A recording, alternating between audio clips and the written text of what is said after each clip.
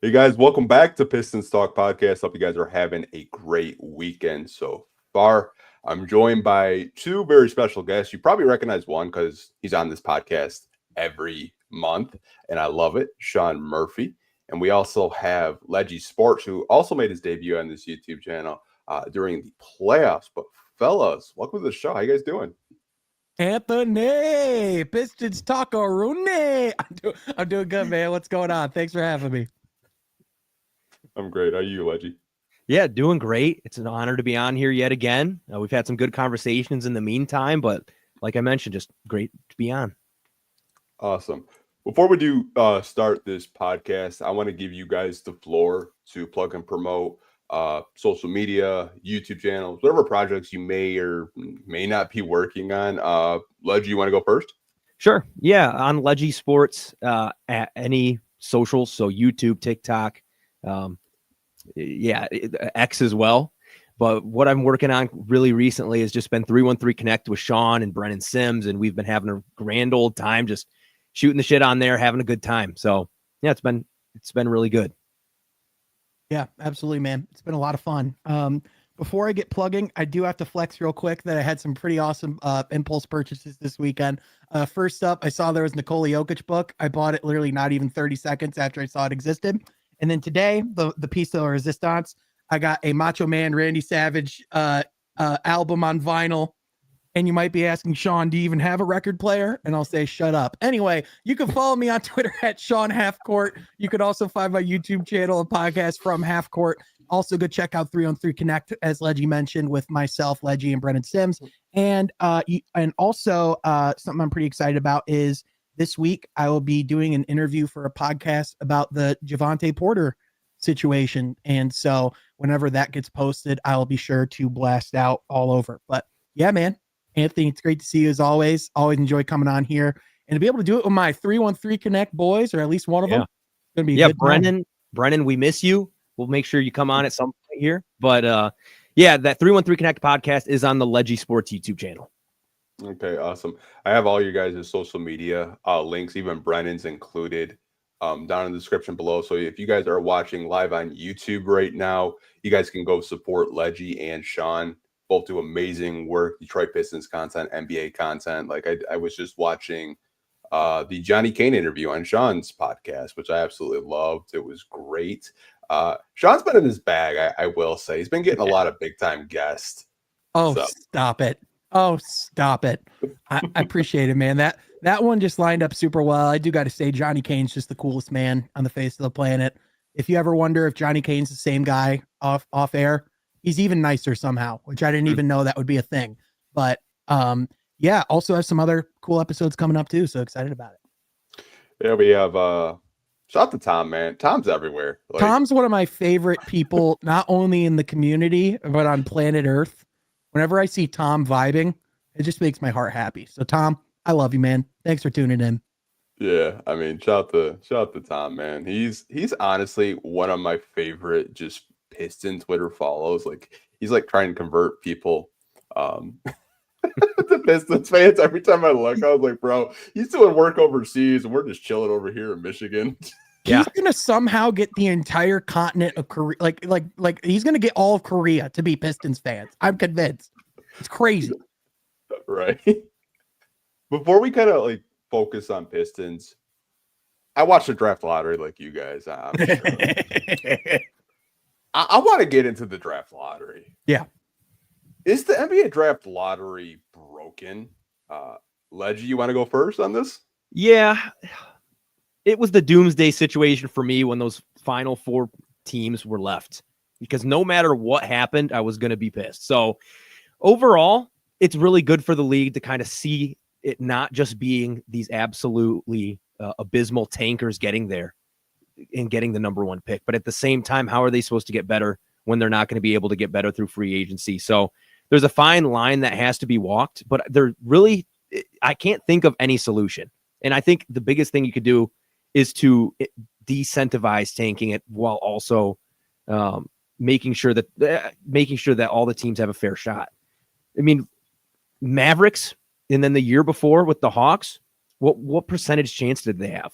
Like 1.8 this year was 1.8, and I think the Hawks had like 2.5 or Yeah. something like that last year. 3.5. That's crazy. That's crazy to me. And it just shows that, I mean, just making the play-in isn't just a negative, because a lot of people say if you make the play-in, you're not really going for anything and you're kind of stuck in the middle. Well, we just saw 2 years in a row with that there were huge jumps.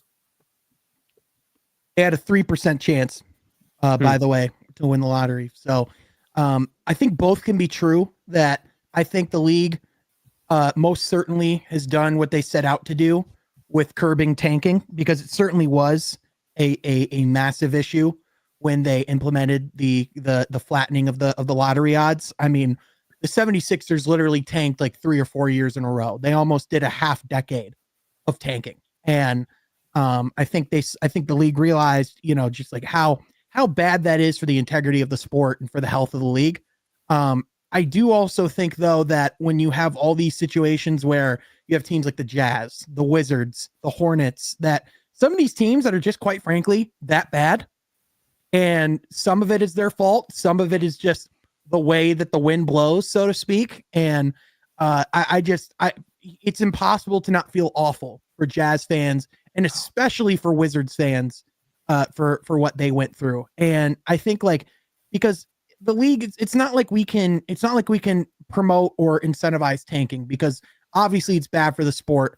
We want, you know, part of that is we probably have too many games, but no one wants to touch that issue because no one wants the pot to go down as far as money goes. So a lot of the solutions I've heard, there's been a lot of creative conversations, and it feels like we always kind of have these every year where everyone pitches their solution to the lottery, and it's always this elaborate, insane process that I'm just like, this is just convoluted to me.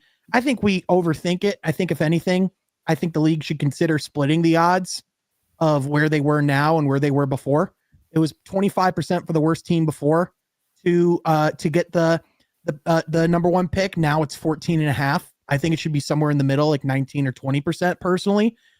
Because on one hand, although you don't want to give teams the excuse to tank, as Sam Presti argued when he was the one GM out of the 30 that voted against this lottery odds flattening, how else are these markets supposed to get these types of players? Because I'm sorry, Cooper Flagg's not signing to Utah on free agency.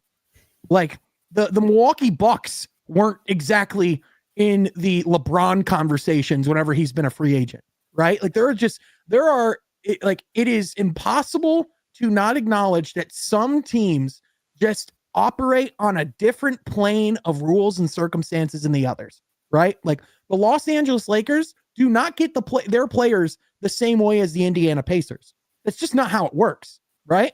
Now, I think I've just seen, like, with the Pistons in the past, like, you know, like a lot of times you can't rely on lottery luck. You have to go and make your own luck. And that's not easy, but that's like that you can't rely on the bounce of the ping pong balls, right? But on the other hand, the Pistons wouldn't be where they were if they didn't have their lottery luck with Cade Cunningham, right? So for me, it's like it's so obvious that, like, the way the system's set up now just doesn't work, especially when, like I think it's like 3 years in a row now the team with the worst record has gotten the 5th overall pick. Mm-hmm. And I'm sorry, but it's like, how is it healthy for the longevity of the league when you have multiple markets who are just going to lose hope that their franchise can turn it around, right? Like, yeah, like, great for Dallas. The fans didn't deserve the Luka trade and everything that went down. They absolutely, you know, like, they deserve it. The organization doesn't, but the fans do. So it's just tough because, you know, again, like, you want to be able to see each team have as fair of a shot as possible. And the way things are set up, it's just, how are the Wizards going to even get to the play-in tournament in the next 5 years if there's not some form of luck that heads their way? Yeah, it's kind of messed up. I just pulled up Tankathon because, like, I was just looking where Charlotte, Utah, and Washington fell, and, like, I'd be okay if maybe one of those teams fell. That's perfectly fine. But all 3 of them fell. Dallas jumped up 10 points or 10 spots. The Spurs jumped up 6 points or six spots. Yeah. Philly went up two spots. How ironic. And then Charlotte, Utah, Washington, New Orleans, Brooklyn, Toronto, Phoenix, and Portland all fell. I don't want to say that it's rigged or, I know there's a lot of conspiracy theorists out there, but like, I agree with you, Sean. How are the small markets supposed to get better when they're not a marquee free agent destination like a Utah? I don't really see a lot of NBA players saying, I'm signing with the Utah Jazz. No, I've never heard the phrase, I'm going to take my talents to Milwaukee to join the Milwaukee Bucks. Yeah. That's not going to happen. Like, pretty honest, you never heard it. No. Like, you never heard it. But, like, I'm sorry, 8 weeks of misery. I don't really think Dallas deserves it. I think an organization like Utah, Washington, or Charlotte, I think they deserve it. I kind of feel bad for those organizations. But, I mean, Utah, on the one hand, they were tanking harder than I've ever seen. I mean, it was up there. I mean, they were getting fines for not even playing players. Like, Lauri Markkanen was on the bench half the time. Like, I was like, where the hell is he? Like, it was just kind of like crazy shit. Yeah, Markkanen was one of those favorites to be traded to the Pistons and to all these other teams that want to take the next step. But after seeing him not play, people are really turned off by that. And that's solely based on what the general manager and what the management of Utah is doing. Because the player is still a damn good player. I love what he does. But we just haven't really been able to see it to the full extent over the past couple of years. Yeah.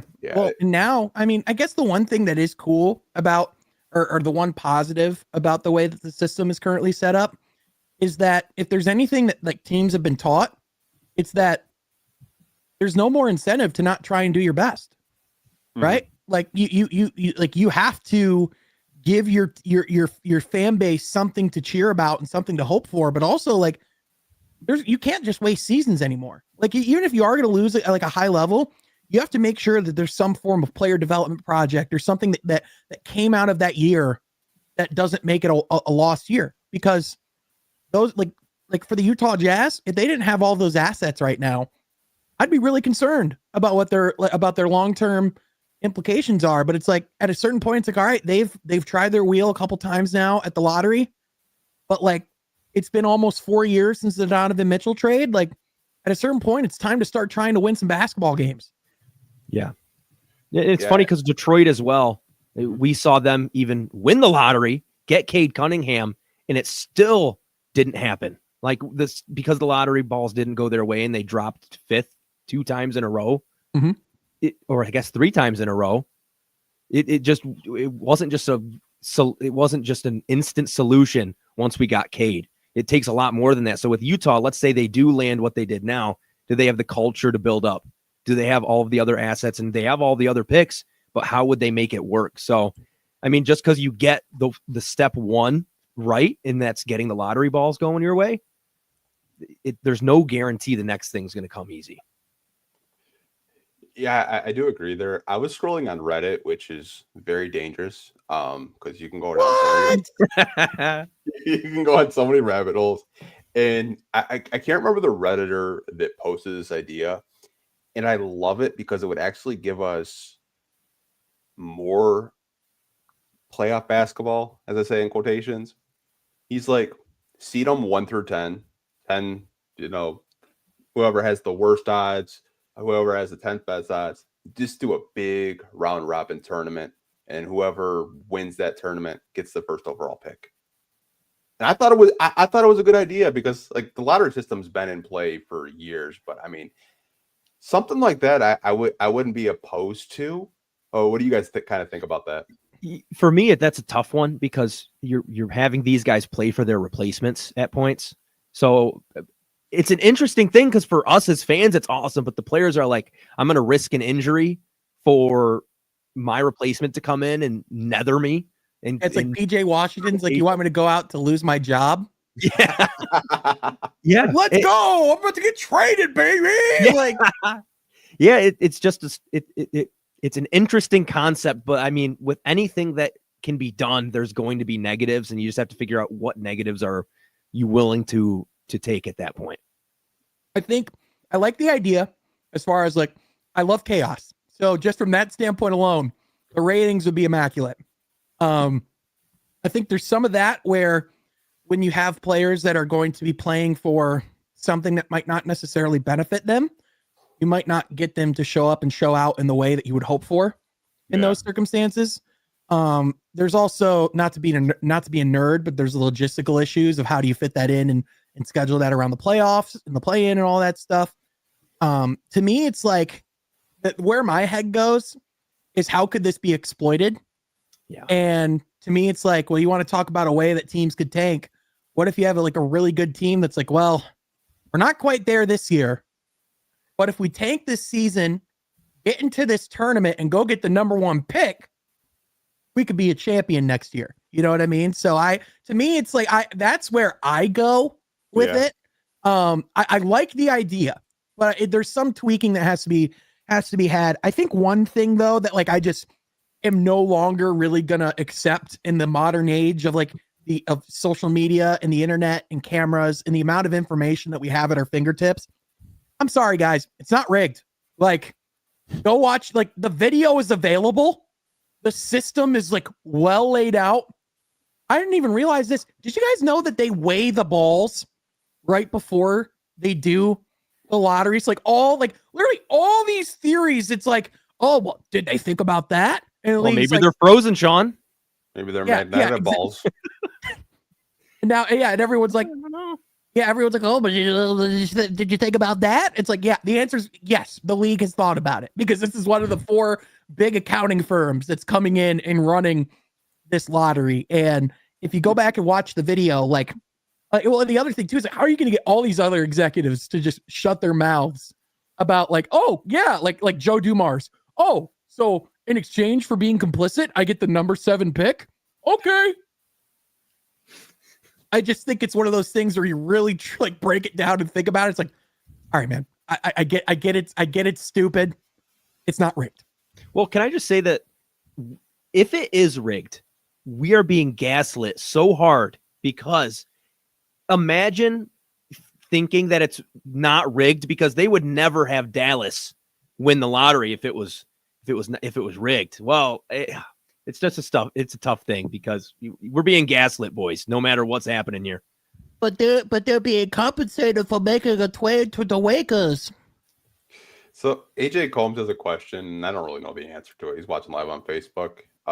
If it's not rigged, then why don't they do the lottery live then? I can take this one. Okay. If you watch the video, you'll know why.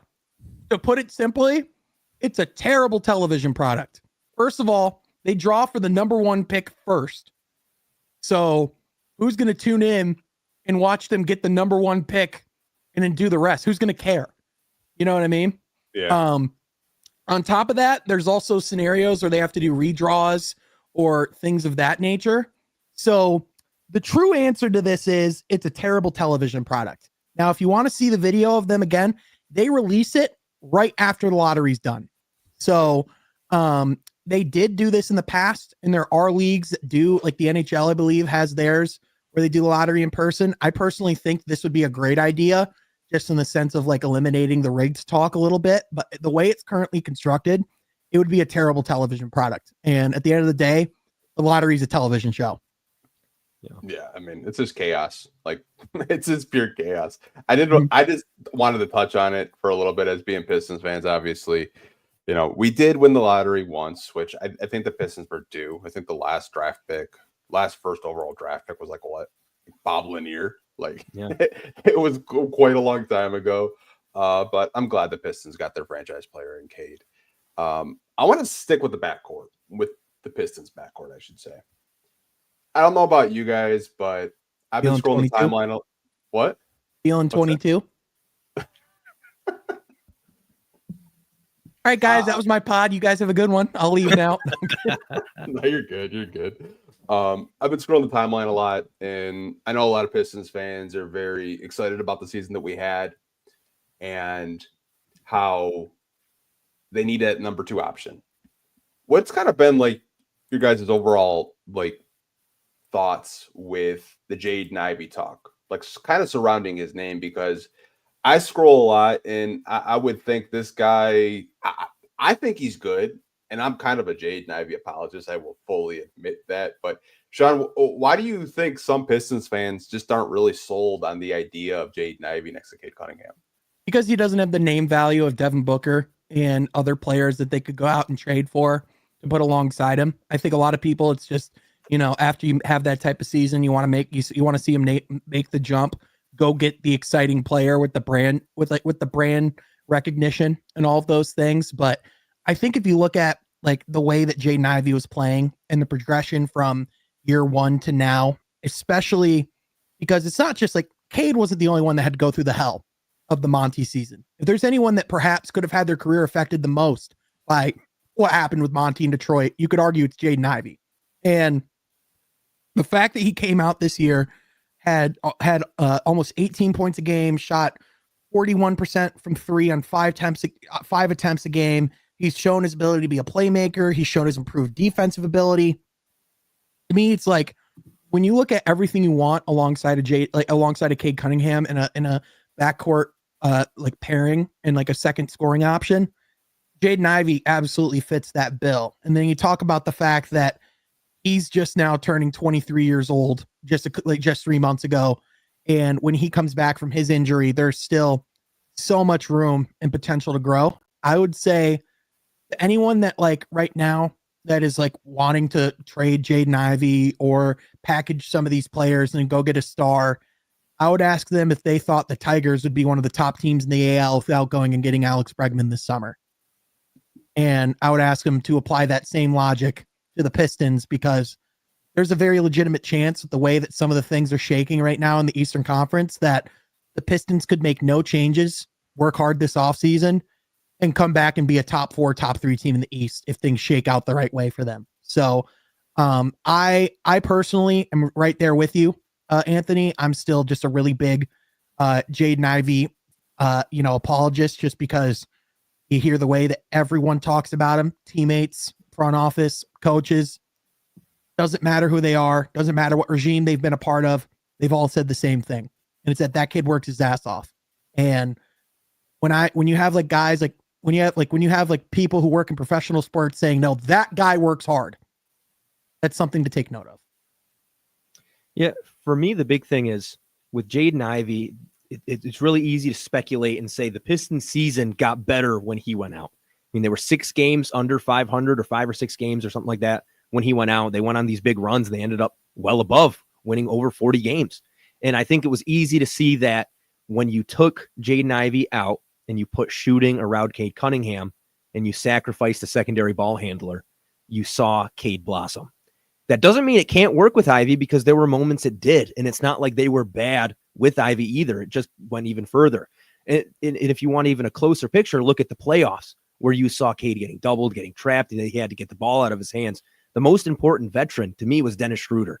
And he's a guy where if you plug Jaden Ivey into that role, you kind of get an uber athlete there as well. So you just kind of have to look at the bigger picture there and notice that, I mean, although we want to look at how we succeeded in the regular season and what got us to the playoffs, but Dennis Schroeder and having that secondary creator was so important. And I think with Jaden Ivey, if he continues to show that he can hit the 3 ball consistently, I mean, you're putting him in that upper echelon of secondary creating guards in the league. So a lot of people talk about addition by subtraction or having to go out and get things more, but I feel like just addition by continuation is something very important for this team.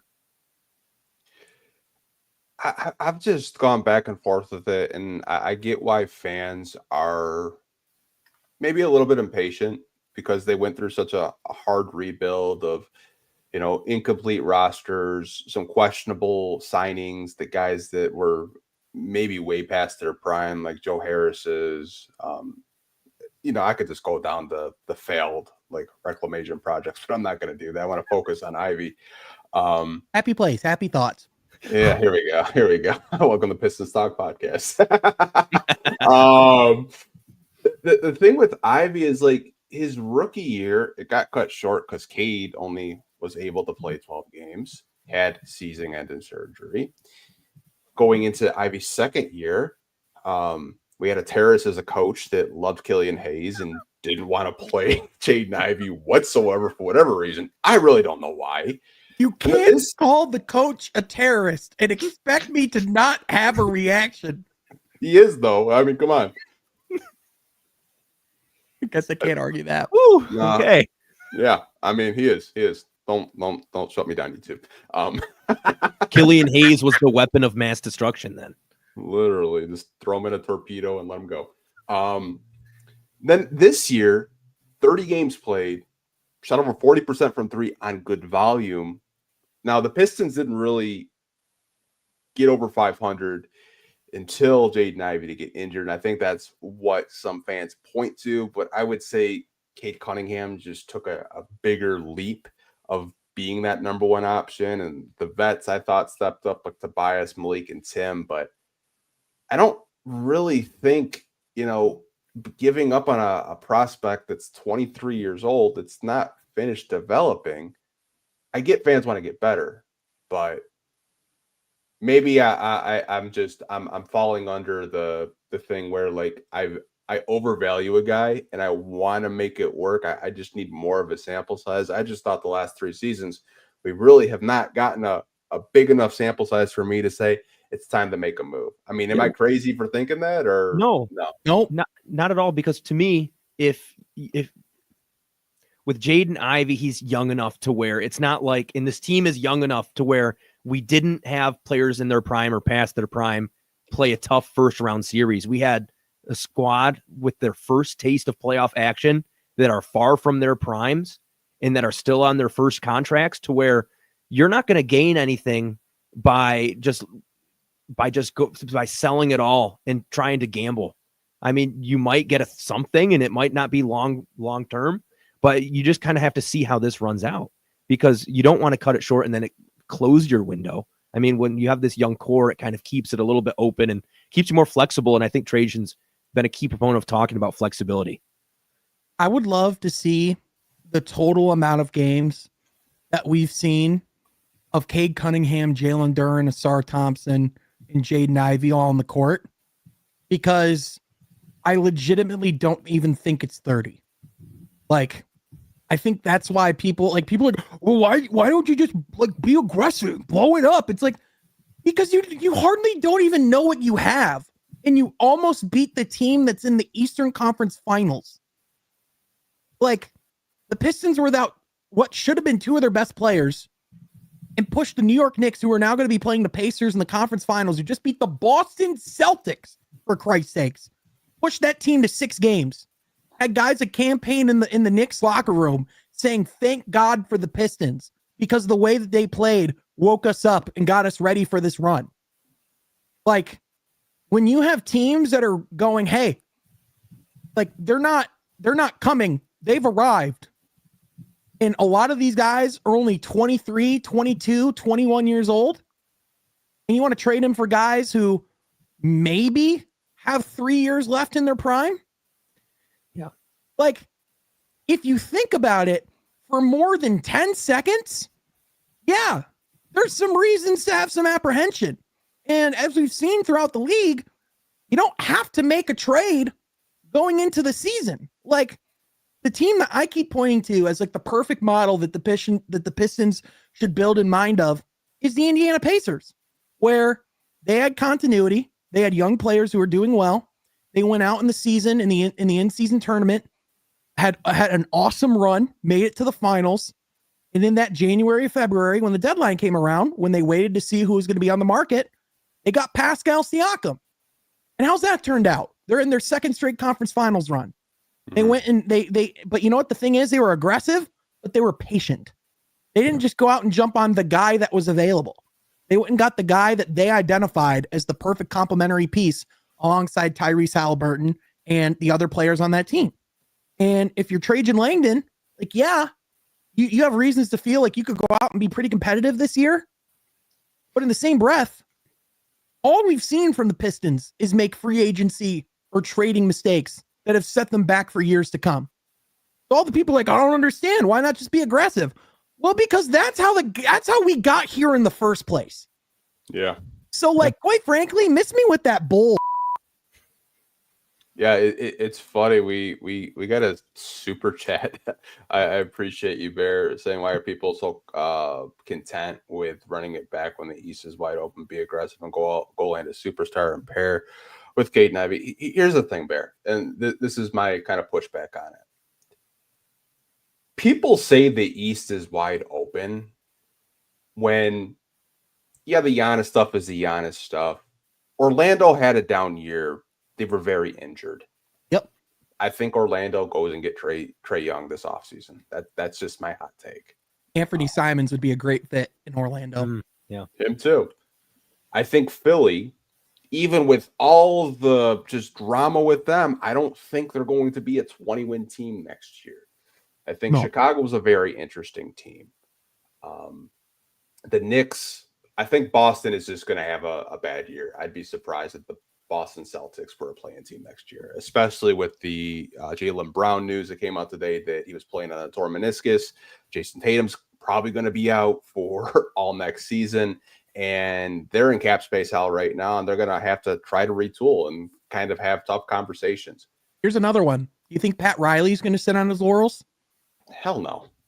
No. I think Sean, no, sorry. I was just going to say, Sean, I think you should bring up your take yesterday on the Raptors and what they could do and be a threat in the East. Don't make me fight you, Ledgie. Don't make me fight you. Keep going, Anthony. My bad. No, it's a good. I don't really think. I keep hearing the East is wide open. Make a move. Make a move. Make a move. You just got to a point where you're having a little bit of success. You were in the basement for the last 4 years. Mm-hmm. You got out of the basement and you're partying with everyone else right now. It would be such a Pistons thing to do to have, you're looking, you're like, okay, I can go out and get this star. And you might not agree with it, and that's okay. I don't expect everyone to agree with me on here, and that's why I have these open forums. That's why I answer questions with, fans like you guys that are watching right now. I just think the way the team is set up, the way the contracts were distributed, this free agency class blows. 2026 is where you want to have some money. You look at the 2026 free agency class, there's a lot of talent out there, and I think the Pistons want to have their hand in there. I think the Pistons want to have some cap space available. Mm-hmm. Tobias will be a free agent. Simone will be a free agent. There'll be some more money for the Pistons to operate with. And I don't really mind running it back because I think you can run it back. You can upgrade some certain positions, power forward, backup power forward, I should say. And there's no doubt in my mind that this team could easily win 45 to 50 games. They could have won 50 games this year if the ball bounced their way. I mean, there were several games where they just, whether it was a missed free throw or, just a collapse in the third or the fourth quarter, like this team is in a good spot with JB Bickerstaff and Trajan Langdon. That's just my take on it. I don't know about you guys. I don't know how you guys feel about possibly putting all your chips in for a Devin Booker, a Zion, a Lauri Markkanen, Jaren Jackson Jr., whatever it may be. Those are the names I've been hearing nonstop for the last 3 weeks. Is this the first normal offseason for the Pistons since 2019? I'd say so, yeah. Like, when you look at all the coaching changes, COVID, everything that's gone on for the Pistons, part of the reason why I think they could make a jump this season is because not only for the first time in the Wild do they have continuity, which that's massive. On top of that, Ausar Thompson's about to have a healthy summer for the first time in his career. He's about to have a training camp. Guys like Jaden Ivey, he's going to have all summer to get healthier and to get better. Guys like Cade, he's going to be able to go into the summer and work on his conditioning. So, like, not only do you have a coaching staff that can actually build off of what they did the last year because it's actually tape that they don't feel like they have to throw away. But on top of that, like, you have guys who are primed to take a step.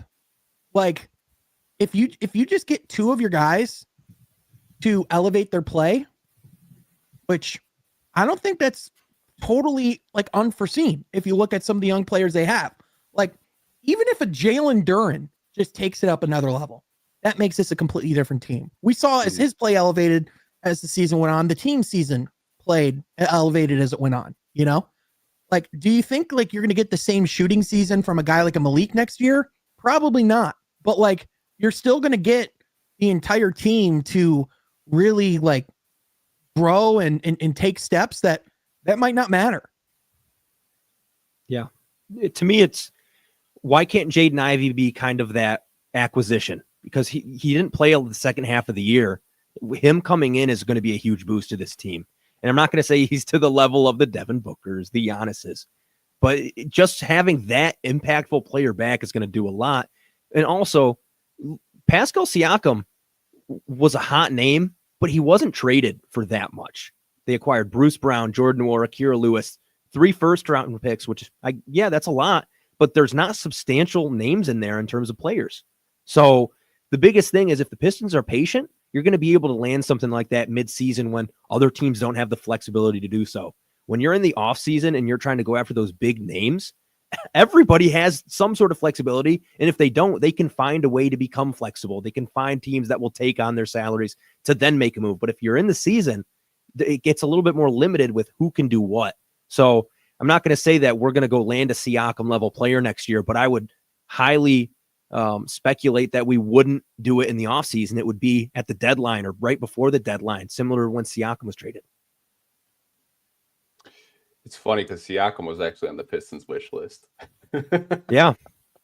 So looking at the package, I wish we could have. We didn't have the picks available at that point. And I think at that point, with how murky everything was going, I don't know how that would have worked with the current iteration of the front office, coaching staff, all of that. But to be fair, Siakam is Siakam, and he would have done well with us. Yeah, I mean, Troy Weaver actually kind of handcuffed the Pistons front office to a table for the past couple of years. I'm kind of glad he did, because who knows what they would have. Like, imagine if they were going through the 28-game losing streak and Tom Gora's Pistons owner wanted to make a splash and give Monty Williams maybe more help. Imagine like what kind of chaos could have like been if they had their first round draft pick available. They empty all their cupboards to go get Domantas Sabonis. Yeah. And then if it doesn't work, you then lose Cade, because there's no way you can then build around him. There's no way you can turn it around. I mean, there's no flexibility in sight. Yeah, I mean, it's honestly crazy, but I do want to kind of, Sean, you want to go get something to drink? Yes. Real quick? Okay. Bro, I'm going to let Sean go get something to drink. I did want to kind of like shift focus while Sean is getting something to drink. Were you able to listen in on Trajan Langdon's press conference? Slightly, nothing crazy. You might have to jog my memory on a couple of the points. Okay, we can talk about a couple of points while Sean is getting something to drink. So kind of like, if you did have any takeaways, if you did listen to it, were there anything that kind of like stood out to you where you're like, that's really crucial, or maybe Trajan sees his team differently than I do? Yeah, I think the biggest thing is there's a mindset that him and JB are on the same wavelength. And I think we've known that throughout this entire season. And obviously with the success, we've been able to kind of speculate that. But I think just reiterating that they are one combined force, one unit that's going to continually build this team up is really enticing, because I mean, the past few years, it does feel like there's been a lot of separation and disconnect there. So seeing a unified vision is a wonderful thing. And I think other than that, it's knowing that the players are absolutely loving what's going on here. The exit interviews all going well. And that was a big point of the conference. And you can just say, oh yeah, these are exit interviews. What does that really mean? But I'd really question what the last few years exit interviews sounded like. What were the players saying that, or what were the coaches and the management able to tell Cade Cunningham and say, it's going to be better. I know we lost 28 straight. We won 14 games. But we're on the up and up, when you know as Cade Cunningham that you're not going to be seeing those guys in a few months because they are probably going to be out of town. But now Cade can go into this and have continuity and talk with them. Okay, this is the game plan for next season, because you know that there's going to be that continuity. And I think that's the biggest thing that's going to lead to a great culture in Detroit, that's going to lead people here, is the players know what to expect. And I think that's the biggest thing for me, at least. Sean, we were kind of talking about like main takeaways with Trajan Langdon's press conference. What kind of, how do I word this?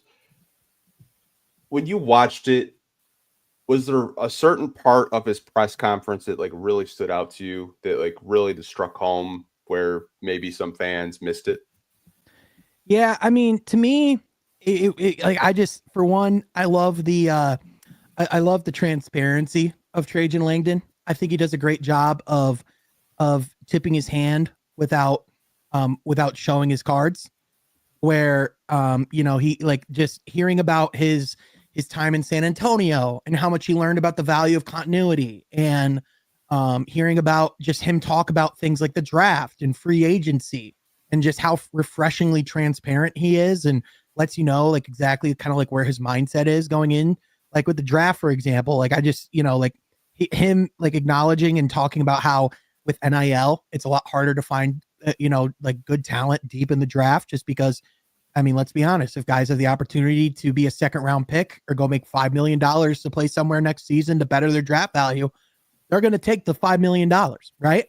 On top of that, like just hearing the way that he talked about, like even like free agency, and talking about how it takes two to tango. And, he would certainly love to have guys back, but understands, just like what it takes, like what's important of going into that. Like the thing that like just really stood out to me is just how, like I think before, like you said, it's like, it's kind of hard to take in, like really take at face value what we got in some of those years past press conferences. Cause at certain points, like, all right, but how are we going to flip this? Like, what's the plan here? And I think the thing about Trajan is it is so clear when you hear him talk that he is so thorough and system oriented and has all the scenarios mapped out in his head and in his mind. And so as far as like what happens for, like this off season, I think just going off of what he said, I think he leans towards continuity and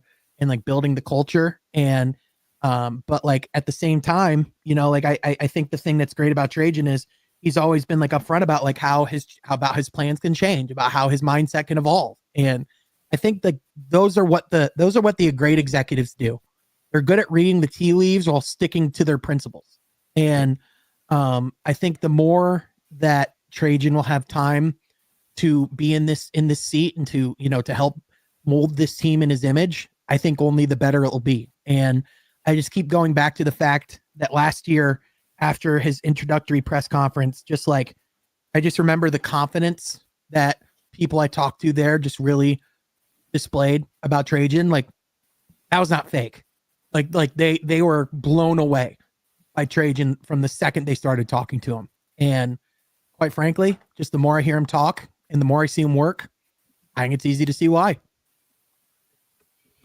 Yeah. The one thing that I was laughing at was a lot of the media kept asking him, when is it time to make a big move? When is it time to address a certain position? And I mean, the people from 97.1, I mean, what? I'm cool with some people at 97.1. I'm just saying it's important to note which reporters asked those questions. Yeah, Sean, I think it was you. Yeah. Got me. Yep. Yeah. It's funny because like you can tell he was like media trained really well, like, worked in the Spurs organization under R.C. Buford, who was an amazing front office executive. Like Trajan's patience, I think, is something that the Pistons really haven't had in quite some time in an organization and in a front office. Like he has a vision and he knows that what they did this season, he didn't even see it coming. He thought they would be improved, but he didn't know that they were going to lose their first round pick this year. He'd be the first to tell you, he's like, I really didn't see this coming. And I think it's important to note that like patience is okay when you were the laughing stock of the NBA this season and teams are respecting you more. you're getting more respect across the national media. Mhm. My main takeaway with him is patience. If there's a move to be made, he'll make it. He's not going to mortgage the future just because there's a shiny available superstar or maybe a disgruntled star. I think he just wants to develop in house, because you see teams across the NBA that have developed in house and they're making the playoffs every year, giving themselves a chance to, win an NBA championship. Obviously, there are some teams that are built through trades. I think the Knicks and the Pacers are prime examples of that, but they had first round draft capital and cap space to play with. I think there are different avenues to, make the playoffs and win a championship, but I think Trajan's method of thinking is the right one, and you could have long-term sustainable success without kind of, blowing it up and, just being in cap space hell. Yeah. And especially when, like you said, when you have the luxury of patience that you get to, like when you have the equity with the fan base, when they are bought in to what you're doing, into the people that you have in house, like you're allowed to let that play out and to see where it goes. And honestly, like the biggest blessing for a Trajan or whoever's in charge of this front office going forward is that, like, God forbid, but let's say this ever needs to be blown up, they're going to start with a heck of a lot more of a haul than they did when they traded Andre Drummond. Oh man. Yeah. They're going to get more than Brandon Knight, John Henson, and a second round pick. I do want to get to Mr. A's comment. I don't know if this was directed towards me or not, but he's kind of talking about like how teams were built in house. Let's see the comment, because like Knicks built in house, Pacers built in house, T-Wolves with Rudy and Julius Randle were built in house. No, they were built through trades. Like Julius Randle was traded. Rudy Gobert was traded for. Pacers were most of their players were traded for. Knicks traded. Like there's different ways and avenues to get to where you're going. But the problem with, trying to build teams through trades is a lot of these star players, we'll just use like Cat, for example. Cat's on a huge deal, but he's on a huge deal because he's one of the best centers in basketball. And the problem with that is you get into this new CBA and this new collective bargaining agreement, is those teams might not be together for long periods of time because you might have a cheap owner. Things may happen. Now, the Knicks might win an NBA championship this year. I think they have a really good shot at doing that. The way that they've played, playing the Pistons, playing the Celtics. I think the Pacers game, Pacers series, I should say, is going to be an absolute bloodbath, boys. I can't wait for it. But you can build an NBA championship team through trades, but you can also build a championship team through the draft. The Golden State Warriors are a prime example of that. Even the Denver Nuggets, to an extent, are a prime example of that. The Nuggets did it through the draft and trade. So that's just my take with it, Mr. A. I don't know if your comment was directed towards me or someone in the live chat, but I mean, I think some people kind of draw a line in the sand with like, you have to do it through the draft. You have to do it through trade. I don't know how you guys kind of like value how, building a team and how the Pistons should do it. There's not one way to do it. You're absolutely right. This is why that comment is bullshit. First of all, the Knicks, they're the New York Knicks. They can go out in the free agency market and build through free agency and trades. They play at a little bit of a different rule set than the Pistons do. So that's why that's bullshit. The Pacers, they had the Paul George draft capital that they were able to build off of, the Victor Oladipo draft capital, and they made that trade that they were able to build off of. They went and traded Domantas Sabonis and were able to get a Tyrese Halliburton to be the center figure. But like also a lot of those guys were through the draft and through building and developing young players. A lot of the Pacers' success stories are guys who have been a part of that team since day one. And then the other team he had on there, the Timberwolves.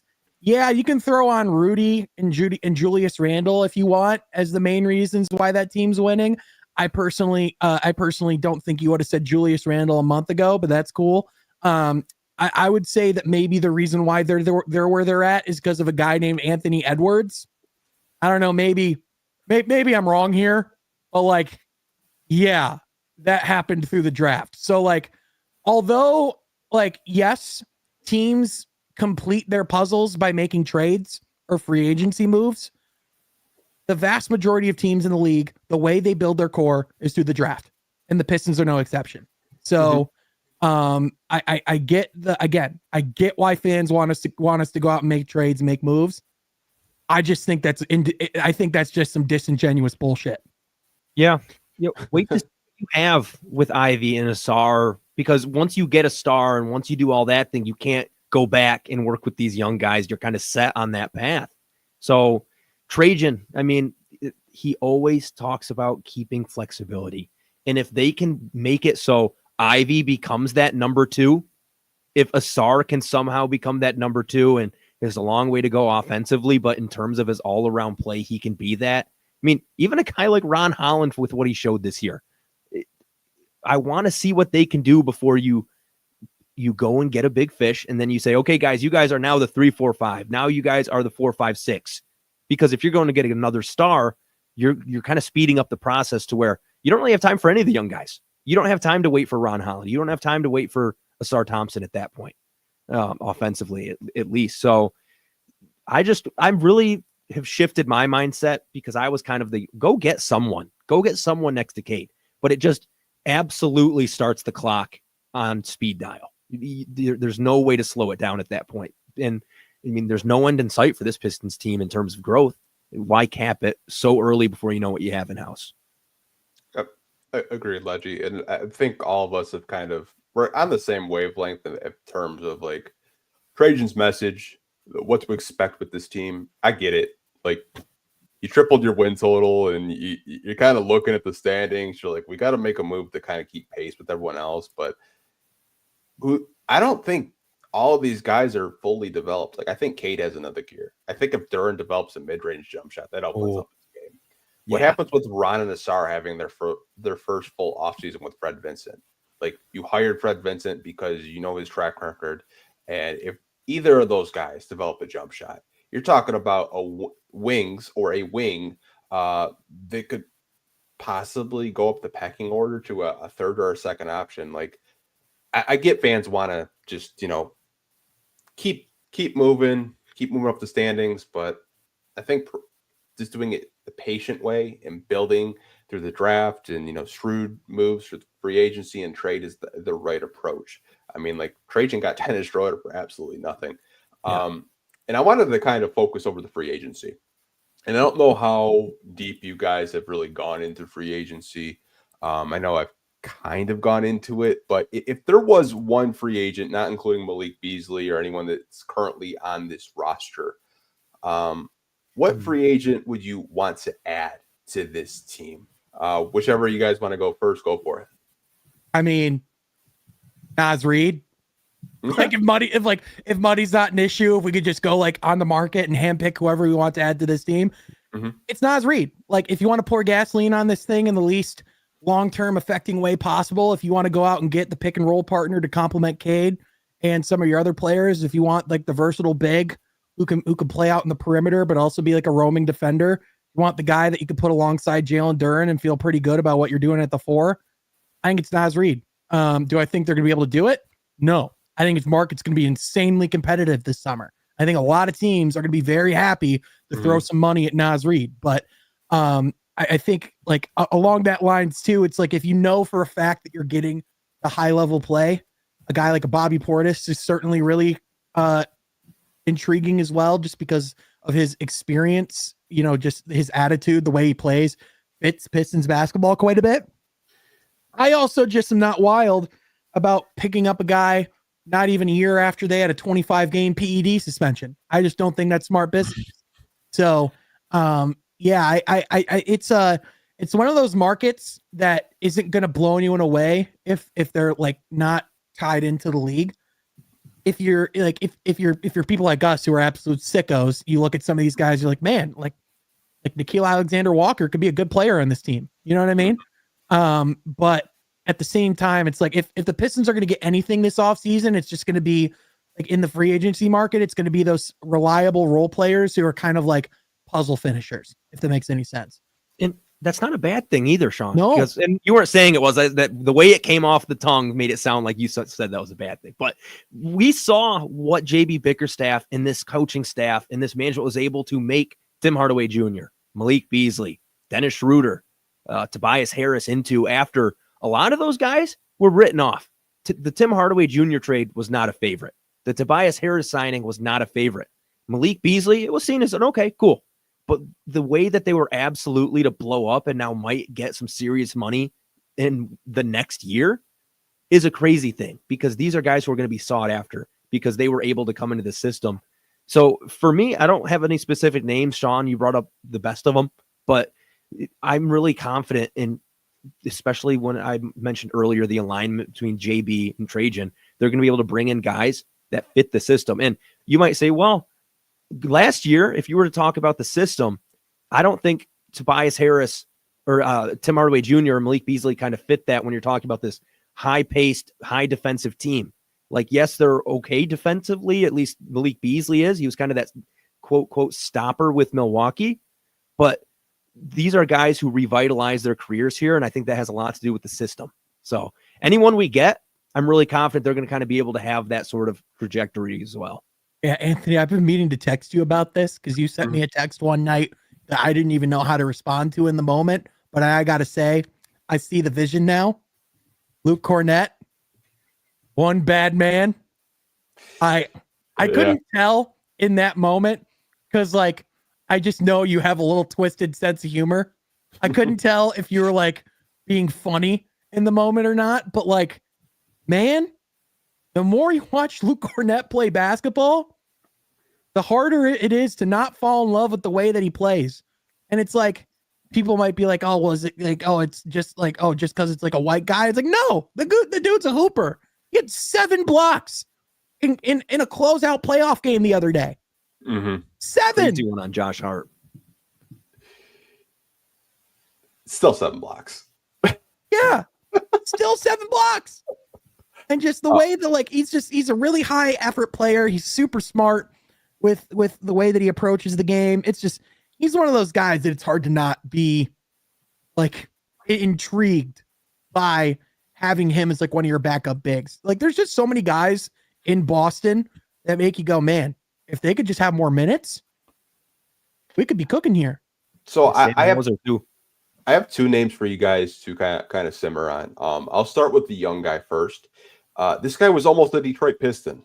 It's Bol. He's going to be a free agent. He had foot surgery.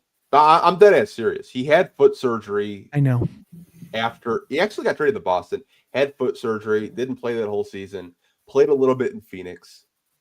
The Pistons do need more size in the front court and a backup power forward. It could be a cheap option. The other guy is a little bit more battle tested. He's from Michigan, just had his jersey retired here, and it's Al Horford. He's going to be a free agent as well. I think with Al Horford, why I'd be really intrigued is you're adding another veteran. Al Horford actually almost came here over 8 years ago, but he eventually went with Boston. I don't know how much he has left in the tank. I don't know what's going to happen in Boston with both of the Jason Tatum and Jaylen Brown having the injuries that they have. Could you try to get an Al Horford to possibly either you put him in the starting lineup or you have him off the bench, so you would have a Tobias Harris and an Al Horford on your team? I think that's a lot of veteran smarts, IQ, and he can stretch the floor and pass it. I've always been a really big Al Horford guy, but do either of those guys kind of like intrigue you a little bit at the backup power forward position? My desk almost just tipped over and I didn't even use my hands. So make that about you well with the Al Horford, with the Al Horford proposition. The Bol one, I would slightly be okay with, only from the standpoint that it would get those like random commenters to shut the up about Bol being on the Pistons. Because it's like, I swear to God, people thought we were getting Kareem. Like with how some people like were like, Bol, he could be nice. He's going to be in a Pistons uniform. And I certainly think for like a third big, if you're not able to bring back like a Paul Reed, he's certainly like an interesting option. But at that point, I would just rather have Paul Reed back because of like the known commodity of what he brings.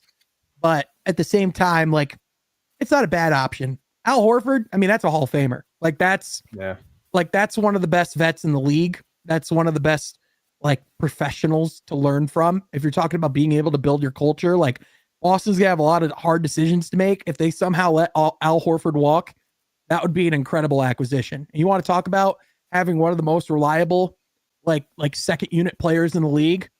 That's Al Horford. Yeah. I mean, I know some people are saying like Al might retire. Like that could be the case. He could retire. There's another guy I looked at, kind of a little bit of tier below Chris Boucher. I don't know if you want to go that way. Like Luke Cornett, Sean, when I texted to you, I'm looking at him and I'm looking at like the Pistons don't have a true 7-footer on their roster. And I think what this playoffs has really shown us is size matters. You need a 7-footer. I think if you want to go far in the playoffs, and he might not be like a household name or, kind of under the radar in a sense, but I mean, who's to say like you don't get him and you possibly could play some 2 big lineups off the bench with Stu and Cornette. His basketball reference shows him as 6'9". They kept saying he was 7 foot. He looks 7 foot in person. He's huge. He could be one of those guys. I don't know what it is, but do you notice how there's some guys who, like, I know about lying about your height in the one direction, like on Tinder, I'm 6 foot. Like, I get all that. But it's like the NBA is the only place where people lie about their height in the other direction. Like guys are just like, oh no, I'm actually like 6'3". It's like you're 7'9". You know what I mean? Like Wemby purposely lists his height lower than what it reportedly is.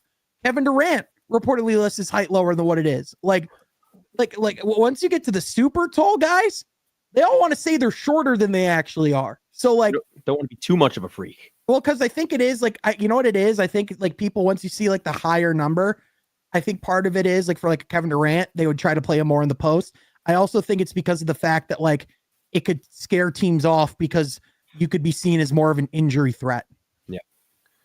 Yeah. So I looked it up. Luke Cornett is 7'1", according to NBA.com. So Basketball Reference, you got to update your stuff. You got to update Cade's nickname as well. He's the paradox. Well, this was for Chris Boucher. Damn. Luke Cornett's I have to check, but that was Chris Boucher's height. Oh, I thought you said Luke Cornett was 6'9". I was like, bro, there's no way. Yeah, Luke Cornett, that's mad cap. He's 100% that height. Yeah, but Chris Boucher, he's 6'9". Okay, yeah, like Chris Boucher, I could definitely see like being 6'9". I was like, dude, there's no way Luke Cornett is 6'9". Yeah, no shot. I'm sorry if I said Luke Cornett on accident, I apologize. Oh, it's all good, man. I literally did a podcast last week and I played the 30-second clip and I said it was going to be 30 minutes and I did not correct myself, so it's all good. Can you imagine you just sat there with like a blank video for the rest of the 30 minutes to be like, I wasn't lying. Hit the tape. I want to kind of focus on a guy that I don't really think it's going to be a realistic option, but you know how the fans are. Fans are going to fan. And it is Jonathan Kuminga.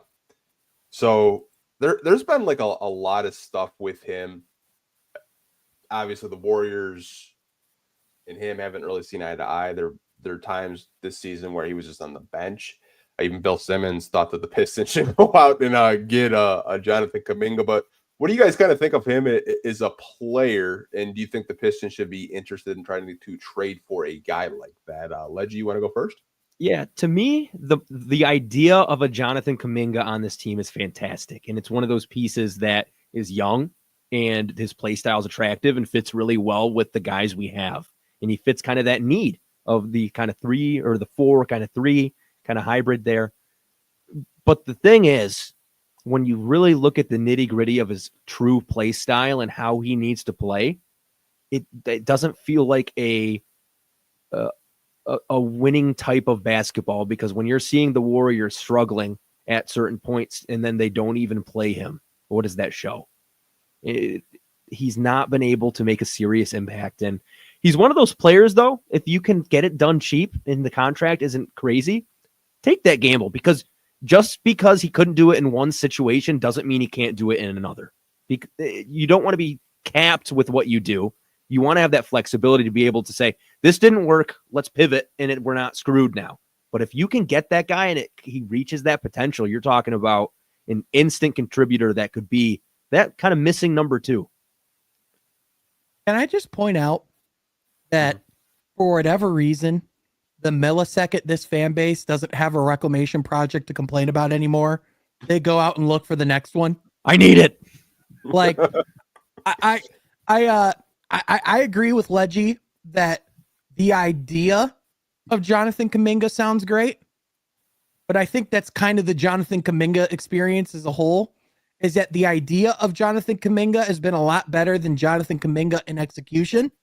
And I think part of the reason why he's really struggled to see the floor in Golden State is because of the fact that he doesn't like his game predicates having the ball in his hands and him not being a role player, someone who can fill those gaps and like do a lot of the little things in playoff basketball, especially if you're to come to Detroit, where doing the little things and playing with a gritty mentality is part of the identity in the bread and butter and the DNA of what it means to play for this team.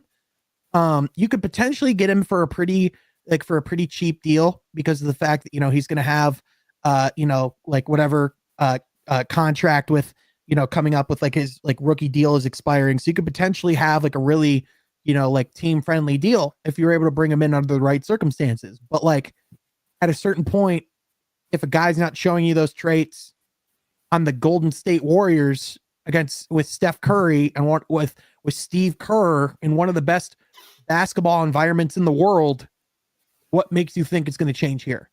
And that's just my question. So I still think Jonathan Kuminga can be a really good player.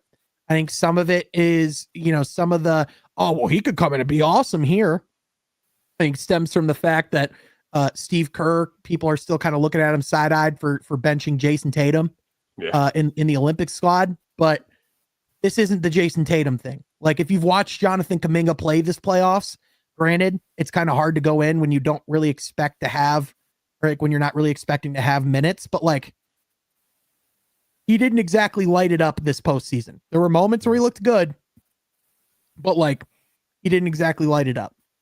Yeah, to me, it all predicates on the cost at that point. I mean, if he wants to get a new nickname, Detroit's the place because we know we can give really good nicknames. I don't know if you're gonna top that. I don't know if you're gonna top the cum bucket nickname. No, I think it needs to get nethered, man. It's brutal. I feel bad for the man. That's one of those nicknames that's so devastating. I'd go on the government website the next morning. I'd be looking up how to change my name like immediately. Jonathan Minga. Yeah, you just got to go with that. Or Jonathan Mango. Jonathan Cum. If we didn't have Asar and Ron, I might be like open to it. I really would. That joke was terrible. I'm not going to laugh at it. I'm not going to give you the satisfaction. I just can't believe that came. I just can't believe that those words were uttered. I'm not even gonna like dignify that with a laugh or a response. So I'm gonna try to be serious and I'll give you guys a minute. I wish I could get a custom jersey for cheap set to Ledgie right now. I bet. Get up a Jonathan Cum jersey. I'm sorry, boys. Let's keep it moving. It's all good. If we didn't have Asar Ron, I would be open to the idea. I think the thing with him, and neither of you guys kind of touched on this, he's in the same boat as Jaden Ivey and Jalen Duren. Is extension eligible. Yep. And I think that's the issue with him. It's not that he's not talented. I think he's talented. My issue, you kind of touched on it, Sean, is he needs the ball to be effective. He's one of those guys that's a rhythm player, and that's perfectly fine. There's tons of those players in the NBA where they need the ball in their hands, and they need the dribble for like 15 seconds and get a tough fadeaway shot with 4 seconds to go. Like, there are players in the NBA that are like that, and that's perfectly fine, but there are also players that can take a lesser role and still be effective. I don't really know if that's Jonathan Kuminga, and I think that's why Steve Kerr has benched him, because he sees the potential in him. I just don't think Jonathan Kuminga has fully bought into the Golden State Warriors system. And some players just can't play in Steve Kerr's system. That's completely fine. If I did have to make a guess which team does trade for him, I think it is a Central Division team, and I think it's the Chicago Bulls. That makes a lot of sense. The Chicago Bulls could definitely use a player like a Jonathan Kuminga, and I think it could be a sign and trade for Nikola Vucevic. If I'm the Hornets, I'm calling about Jonathan Kuminga this summer too. Even the Wizards, I think those places make a lot of sense. Not like for the Wizards, it's like you just got to get a body, man. Like you just need a young, interesting player that can blossom into something, and like you're at least a team that could give him some pretty decently competitive money. Like, and quite frankly, if there's like a veteran that I think he could sit behind and actually learn from, it'd be a Chris Middleton. Mm-hmm. And so like I think he has to go somewhere where the opportunity is going to be plentiful, but he's actually going to be allowed to grow with the team that he's on. Because that's the other thing here that I think is just important to acknowledge is how screwed over Jonathan Kuminga and some of those guys were with the approach that the Warriors took. The 2 timeline thing just doesn't work. The Mavericks will figure it out real soon. It's just not a thing. Yeah, it's weird with him. Like even Dennis Schroeder struggled to play in the Golden State Warriors system. Yeah, and we see him here where it's a little bit more free flowing, play your game type of thing. And Dennis Schroeder kind of looked like he turned back the clock. He was one of the best Detroit Pistons playoff risers, in my opinion, like the second best player on the court at times. I think it's all a system thing. And I think Jonathan Kuminga is a hell of a talent. I think he's a really good player. Whatever team does decide to sign and trade for him, I think he'll get a fresh start and a fresh opportunity. I think Chicago is a perfect place for him because you have guys like a Matas Pizelis. You can have a Matas Pizelis and a Jonathan Kuminga at your 3 and 4. And I think that's really fun if you're a Bulls fan. And get off the Patrick Williams money if you somehow can too. Oh, God, man. Talk about a swing and a miss. I'm so glad we didn't get the 4th pick. Oh, dear God, Sam. Oh, dear God, Sam. That whole draft, man, what a crapshoot. And the whole quote of Ant, did you see the clip that resurfaced of Ant saying that he talked to the Warriors and they said even if they had the number 1 pick, they wouldn't take him because he didn't work hard enough? Blasphemous. He took James Wiseman instead. Not really. The Warriors got the number 1 pick and they took James Wiseman over Anthony Edwards. They're already getting clowned as it is for that draft. Yeah, that's that's honestly really crazy that you kind of look back at that draft and LaMelo Ball. I still think LaMelo Ball is really good. I can't believe his brother's kind of advocating him to go to the Clippers, which is wild. Yeah. Well, what's funny to me is the fact that Killian is probably the worst player of that top 10. Like he might not even be the worst pick in that draft when you look at how everything turned out. Oh dear God. Oh dear God. Shout out to Ben Foe, man. Number 1 Killian hater. Kevin O'Connor would have had a heck of a day. Oh man, he's already calling Ace Bailey a bust. I'm like, come on, man, really? What are we doing here? What are we doing here, KOC? But Ben has been the probably the number 1 Killian Ace hater. He's just imagine taking Killian 4th. I know Troy said he wanted Patrick Williams, but who knows, man? That whole draft was just terrible. Well, wasn't it mentioned that he was so into Wiseman that he was kind of the number 1 on the whole board that year? Oh, he was 100% a Wiseman guy. Absolutely was a Wiseman guy. What if we got lucky and got the number 1 pick that year and we're all celebrating? It's like, oh, we're getting Wiseman, baby. And then you go see what Anthony Edwards does. That'd be an alternate dark timeline. That'd be Darko 2 Electric Boogaloo, man. That would have been bad. I still think Arntelm would have just made the pick for Troy and said it's hey, someone's looking for you down there and select Anthony Edwards and didn't tell him. Yep. Because I know I've heard private conversations, and I don't want to say it live on the podcast, but some of the stuff that Arntelm has done behind the scenes while Troy was here, which I've kind of heard from Troy's family members, which is wild that some of the stuff that Arn was doing. But I'll tell you guys off camera. I'll say this: I've had to see Arn talk some players off ledges before. Yeah, I was last year. I was there when they lost to the Wizards, and they realized that losing streak was going to be longer than they probably realized. I'm not going to say which player, but I had to see Arn talk a player off the ledge there. Was not good. Yeah, I could totally see that. I have one more topic for the show in this podcast, and it's a draft question. Trajan kind of hit on it. Like, there's a lot of players that might go back to college with NIL. And the Pistons are sitting with the 37th overall pick. So do you think the Detroit Pistons should just stand pat and just draft a player in the second round, have a cheap contract? Or do you think they should try to trade it away for maybe a veteran to fill out the roster? Maybe they package a player in a second to try to get better that way. Sean, what do you think the kind of thought process for the Pistons may be? I think the thought process is going to be that they probably don't value this pick as much as they do, say, 2 years ago, right? Like when the depth of the draft was higher. However, I think because of the fact that with the league being the way that it is, the first and second aprons being as constraining as they are, and with some of those looming financial decisions that the Pistons do have to make, these second round hits potentially become even more valuable. So to me, even if they don't even keep the player in the long run, I still think they keep the pick and they at least try to get some form of value or someone that can be a developing project kind of in the background. Almost because it's like if the Pistons can get a Bobby Klitman in the rotation and get like solid minutes from him and pay him very minimal salary compared to a lot of other players at his position, like that's kind of the way to keep sustained success in this new CBA, is to hit wherever you're drafting and to find value wherever you're drafting. So although I don't think Trajan's like hanging up the phone if people are calling about this pick. I think he absolutely listens. And if the right offer's out there, you take it. But I also don't think they're going to be so quick to trade it just because of the fact that the money's going to get tighter quicker than people realize. Yeah. What do you think, Ledgie? Like with this draft, are you someone that would want to stay at 37?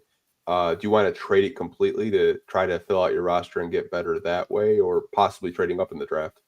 Yeah, I know Trajan mentioned they might trade up if they like someone, but I think that's an obvious quote that didn't really need to be said, because I think if you like a guy, you'll go get him anyway.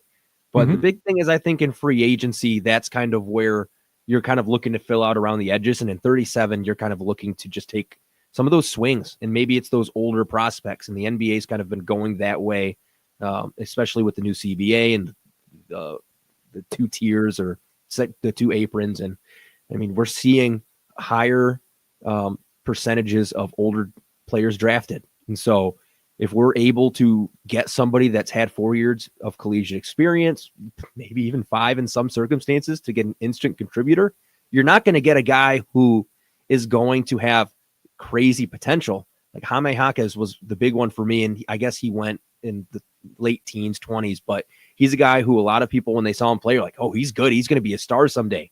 That's kind of who he is because he's older, and we don't really need to take those huge swings. So at 37, you could really get a player, if you're lucky, that can come in and contribute right away. And like Sean mentioned, it's going to be a smaller salary, keep you out of the aprons for longer. And if you're lucky, it's a guy who does have that high potential. Yeah, like I'm kind of looking like where they could get. Now, I was watching this kid today and actually reached out to a friend of the show, Bryce Simon from Motor City Hoops, because I wanted to ask him about Maxime Renaud. I don't know if you guys know who that is. He's a 7'1" center that can stretch the floor, put the ball on the floor, block shots, and has a pretty good, good moves in the post. Can finish with his left hand and his right. And I'm just kind of looking at that prototypical like stretch 5, stretch 4. Then he tells me, he's like, yeah, some people have him in the lottery, but other sites have him like mocked in the 40s. I think if I were the Pistons, and Mr. Ray kind of put this in the chat, talking about how Brooklyn, I think if you were to trade up, Brooklyn has multiple first round picks. If there's a prospect you really want to get, Get him on a cheap deal, cheap contract. I think Brooklyn is the team to call. Now, would they want to possibly trade back in the second round? Who knows? They're rebuilding. They have a shitload of cap space this year. Who knows what they're going to do with it? Probably a bulk of it's going to Cam Thomas and others. But my thinking is I think they trade the pick and they package a player for possibly some more power forward depth, maybe center depth, maybe a Tim Hardaway Jr. replacement. Who could that be? Who knows? The way I took Trajan's comments is I don't think that the Pistons are going to be adding a draft pick this year. Just my opinion. I just think the way that they're constructed, I think they're just looking for veterans. They're looking for contributors right now on the cheap. But that's just my opinion. I don't know how you guys kind of feel about this draft class. Obviously, we're not drafting in the first round because Minnesota gets their pick. Still getting a really early second. I think you get a good player there at some value, but I don't know. That's just my opinion. I don't know what you guys think. I think there's something to be there. I think you're probably right. I don't think they value youth the way they did in the seasons past. Like I think they have a litany of young prospects and players that they are content with letting to see develop. And I think the way that this team gets better is by surrounding that young talent with veterans who can play and veterans who are ready to contribute now. And don't get me wrong, like as great as it is to get another draft pick and another, solid rotation player that you could potentially that maybe bears out in the future. At the same time, the importance of having guys that you can rely on that if they need to go into a playoff game, they can, I think would be massive. And I think to your point there, Anthony, I think the more depth they could get at the power forward or center position, the better. Because I think you really saw the Pistons struggled when they had to take Jalen Duren out of the game. And when Paul Reed, as good as Paul Reed played, if he went down, what were they going to have done? Were we going to see Bobby Klintman come in and play some 4 or 5? Probably, yeah.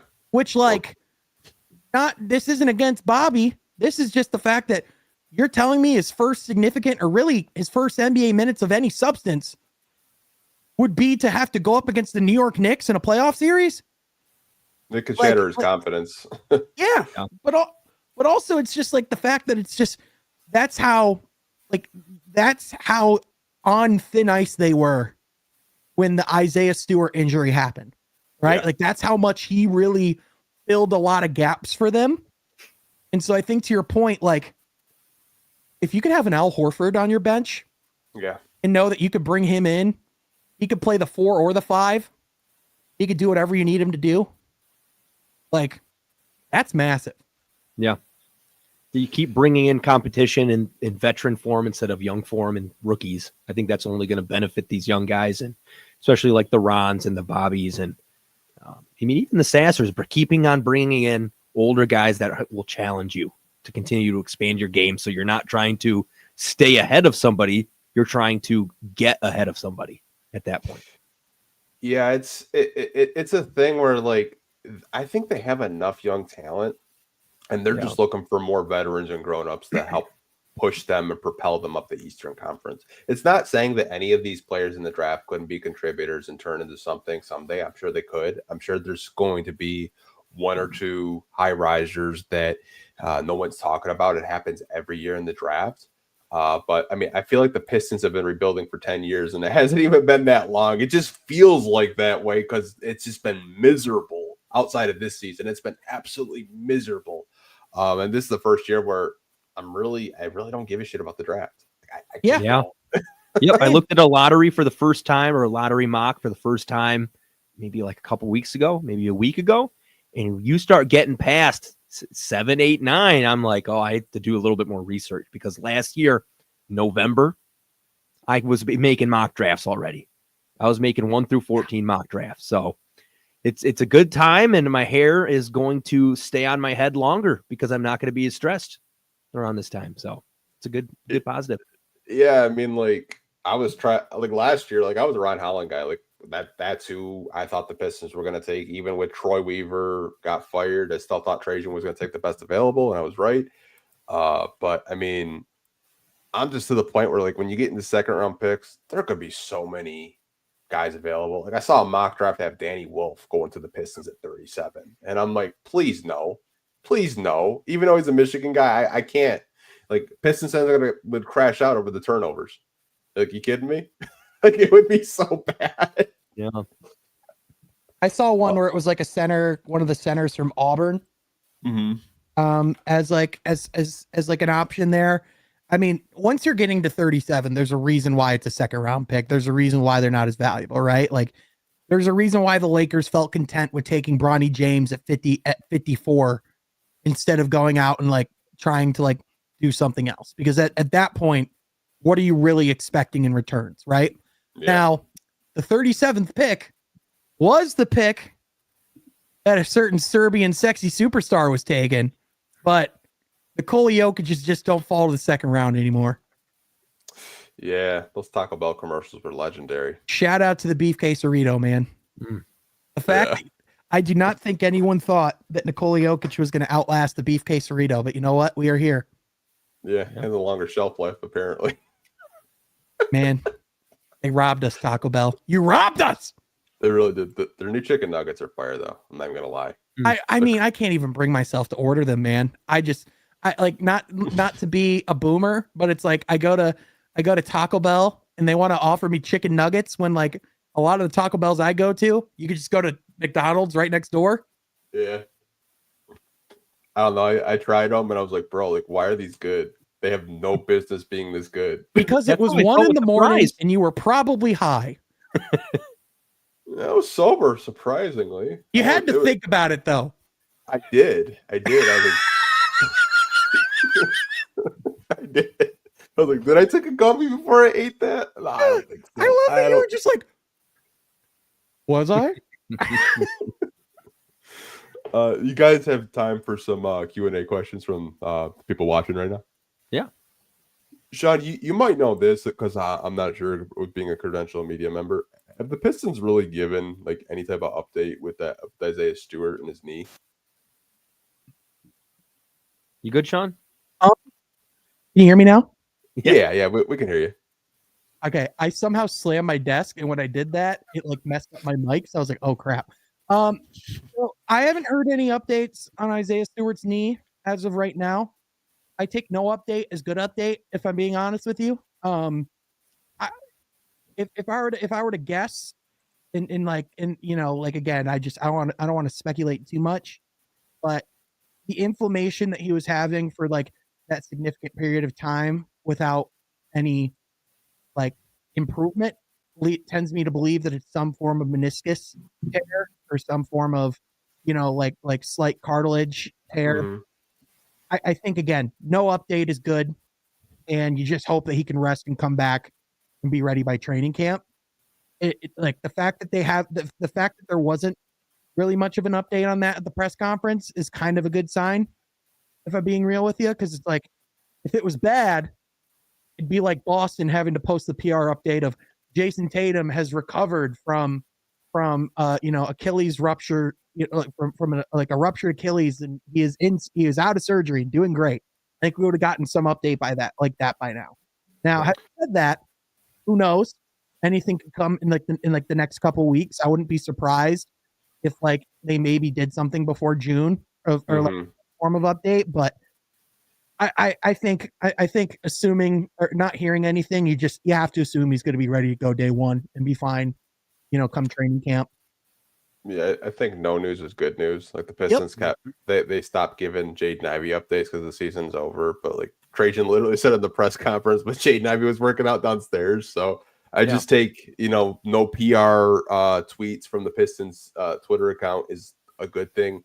I think if Stu did have like a major like injury, he could or he couldn't. I'm not really entirely sure. I think the Pistons would at least put it out.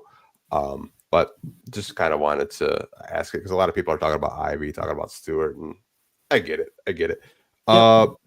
So Bravo, man, Shout out to Bravo, man. I used to actually do What an podcasts. OG. I used to do podcasts with Bravo, and like he's a doctor. Dude, this mofo used to leave his patients and do a podcast with me and like 3 other people, and he's got patients talking Detroit Pistons and drafts. Like Bravo's a real one. Shout out to you, Bravo. Oh, man. that's awesome. But he does have a question. Yes or no? Will the Pistons trade Marcus Sasser? What do you guys think about this? Well, first of all, Bravo, I hope you're not doing a surgery right now. Dear God. Hold on. Sorry. I got to ask about Marcus Sasser's trade value real quick. No, in all seriousness, Bravo. Love seeing you in these. That's an OG name right there. I don't know if they do or not. I think the only reason why they would or why they should consider doing it if they do is if for whatever reason Dennis Schroeder's not back and they need to find some form of solution at the third point guard position. Because I actually think if you do bring back Schroeder, I think you keep Sasser and you allow him to play more alongside of Schroeder, because I think the thing we've always said about Marcus Sasser is he's at his best when he's playing off the ball, not having to be the point guard running the offense. When he's allowed to be a scorer first, that's when Sasser's at his best. The problem is, for his size, for what he needs to be in the league, he needs to be able to play point guard. And we know that that's something that he's been working on since coming into the league. It just hasn't come to fruition. So I think Dennis Schroeder's, his what his role will be on the team next year could potentially have some form of say in that, because I think that's a guy that they really like. I think he's someone that when I was actually really impressed by his sophomore campaign in the sense of did he do anything that blew our socks off? No, but he was ready whenever he was called upon. There were a lot of nights where Sasser went out and made some really good plays on both sides of the ball.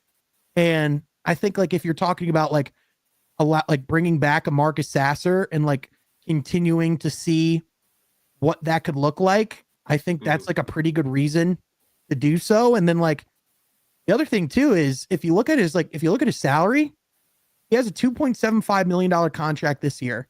Yeah. Next year it's a team option for $2.8 million. And then in 26-27, it goes up to $5 million. So realistically speaking, you still have another, you essentially have one more season with him where you can see what you have at a pretty cheap value. And if you like what you have, bring him back. If not, that's pretty cheap salary that you can probably trade, or you just don't pick up the option. Yeah. So to me, it's what's the harm in bringing him back? You need those bodies for the regular season. And I think that's so important that you have good players in those spots and players you can rely on and count on. Paul Reed, when he was needing to play, he would play, and it would be really good.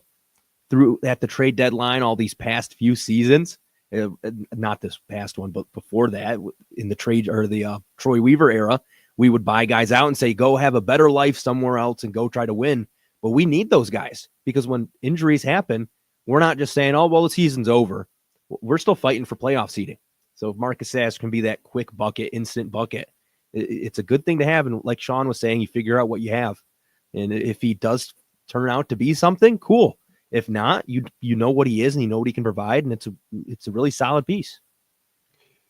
I think, Sean, you hit on a crucial point of why they'll probably keep him, and it's the contract.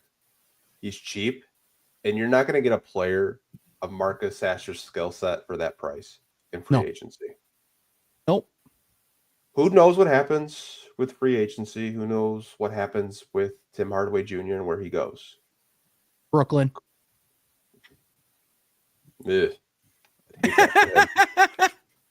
I'd hate that for him. Yeah. Yikes. Well, if we're being real, Brooklyn. I hope not.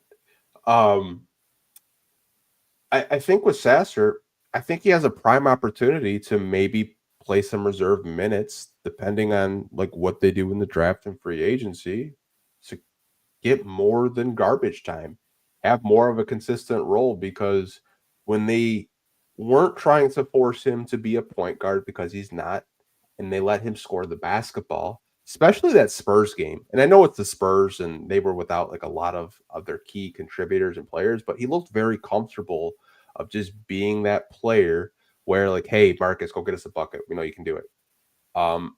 That's where I would probably keep him. Now, the draft can cause conversations where you possibly could package like 37 and Marcus Sasser, and you might be able to get something of significant value. Because I think Marcus Sasser does have value. I know some Pistons fans don't think so, but I think that's a guy, if you unleash him, he could easily average 15 points if he was starting. For the Pistons standpoint, I think they keep him unless they get an offer from a team that they just can't take away, or, possibly could they get a first for him? You never really know. I mean, Brooklyn has plenty of firsts. Maybe they kind of covet a guy like a Marcus Sasser and want to have a backcourt of Cam Thomas and Marcus Sasser, just have ISOs for 48 minutes. Man, what a game of basketball that would be. No, but I mean, with Sasser, it's like coming from Houston, which is like a really like respected college program where like you have to be able to defend and play at a high level on both ends. He's a really high character guy. He does what's asked of him. He stays ready when he's told to be ready. And I know when Marcus Sasser's brought up, people love to bring up my tweet, like the Tyrese Maxey take I had, which by the way isn't really even that crazy in retrospect. I said he could be that class's Tyrese Maxey, which meant like a steal in the late round, but like I guess people just meant that I thought that he was going to be Tyrese Maxey, which like that's a whole other conversation about reading comprehension. But with like with Sasser, like you said, like there are some games where you just watch him. It's like, okay, man, there is something there. Like there is enough there to at least see one more season of $2.8 million of salary and see what you have, because more, like more continuity in a coaching staff, like actually having another season with the same crew and, to be able to like get more opportunities in the second unit. Like, I think there is a very realistic chance that Dennis Schroeder is not back and that he isn't on this team next year. I tweeted about it earlier in the week. I think like just the more I think about it, the more I think him as a Dallas Maverick makes a lot of sense. I know like Mavericks would tell you that they want to Mavericks fans want to shoot for higher names. They want to go get Kobe White. They want to get Anthony Simons. All that's fine and great. But let me tell you, Dallas, all roads lead back to Dennis Schroeder. And so like when I just think of realistic options for them, that's just what comes to mind. So, I think like if a Sasser does develop into that type of player, like that'd be great. But at the same time, like he's cheap enough to where what is the risk in letting it play out? There's no risk. And if there's an injury, you have a guy that can fill a need in a role immediately. I thought the point guard experiment from the start of the summer league to backing up Cade was just an experiment. And hopefully they have enough video evidence to never try that again, because he was never a point guard. The point guard at Houston was not Marcus Sasser. It was Jamal Shev, if we're being honest. They plays on the Raptors, both of those guys are gritty, hard-nosed defenders. I know Sasser's a little bit small for his size, but man, that boy just fights over the top of screens. He's just such a good player, and I know some scrappy as hell. Yeah, I mean, I honestly think like for the Pistons, it would make sense just to hold on to him. I mean, like if you get a first-round pick, though, you probably make that trade, but I don't really know if Brooklyn is like really wanting to do that going through their rebuild. But I know Ben did ask about Dennis Schroeder. So Sean, you think he actually goes to Dallas, that's a very interesting team to kind of keep an eye on. I know there was a report that the Pistons have interest in bringing back him and Beasley. But I also think you also like when you look at the Trajan press conference, one of the comments that Trajan made was it takes two to tango. And I think he was kind of talking about Dennis Schroeder there of, like I certainly think that like Dennis Schroeder, like there is a scenario where he'd love to be back in Detroit. And like he talked about how much he enjoyed his time with the Pistons. Like when very early on, he compared this roster to the team that he really loved playing with in Atlanta and like the camaraderie there. So I don't think it's out of the question for Dennis Schroeder to be back. In fact, I think if the money's there, if the opportunity's there, or if the opportunities aren't there elsewhere, it makes a lot of sense. It's just when I look at other opportunities in the league if you just kind of put 2 and 2 together, I don't think he goes back to Brooklyn because they traded him. Like, and that's just another, it's like, great. Thanks for trading me. Why would I go back to be traded again? Right. And, he's one of those guys that is not bad enough to just be a consensus starting, like to not be a consensus, like backup. Like he's good enough to start in some places. Right. And like, if you're just thinking of where is he going to have the most opportunity and like, what would be the best situation for him, just putting 2 to 2 together, like Dallas is going to need a point guard until Kyrie Irving comes back. They're going to need someone to play pick and roll with Anthony Davis. They're going to need somebody to set the table for Cooper Flagg. And I think you could probably make some pretty decent money there. So that's why I'm eyeballing that situation, just because to me, it makes a lot of sense. But I think it would be really good for both sides if he were to be able to come back, because for one, just Schroeder to be able to have some consistency, I think would be good. And also, like, I think he could truly settle into a backup point guard role for a while here in Detroit and actually see some success. I agree with you there. I think the interest level from Detroit standpoint would tell me they're going to be an over the cap team, meaning that they would be able to use the mid-level exception on Beasley, so it wouldn't affect their cap space. And if they want to be an over the cap team, they would have more than enough money to re-sign Dennis Schroeder, but it kind of depends like what this front office wants to do, because their cap space is dependent on Cade Cunningham. It's dependent on his All-NBA status, because you could have $28 million. If Cade makes All-NBA, you got $19 million, because it'll be a $9 million cap hit, because just the way his contract is, it has All-NBA language in it. So the Pistons would have around $19 million if he does make All-NBA. Ben, if I had to guess, I think Trajan would love to have him back, but I think Dennis, in this time of his career, I think he would probably still want to play for a playoff team or a contender. Does Phoenix get desperate because they saw the Tyus Jones experience and saying, you know what, we need more of a floor general out there? They had Monte Morris as well.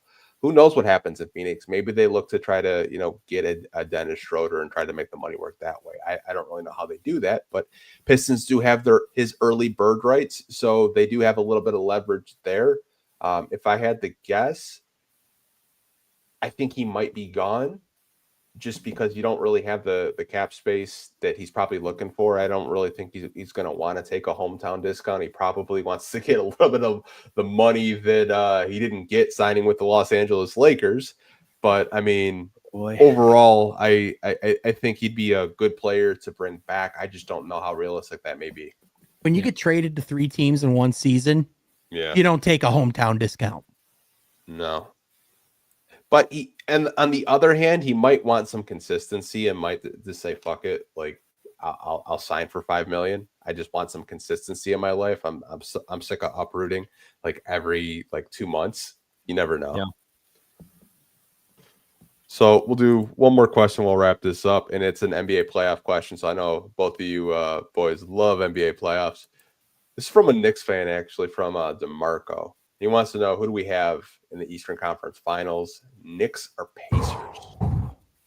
That's about as much of a coin flip as you could have, at least to me.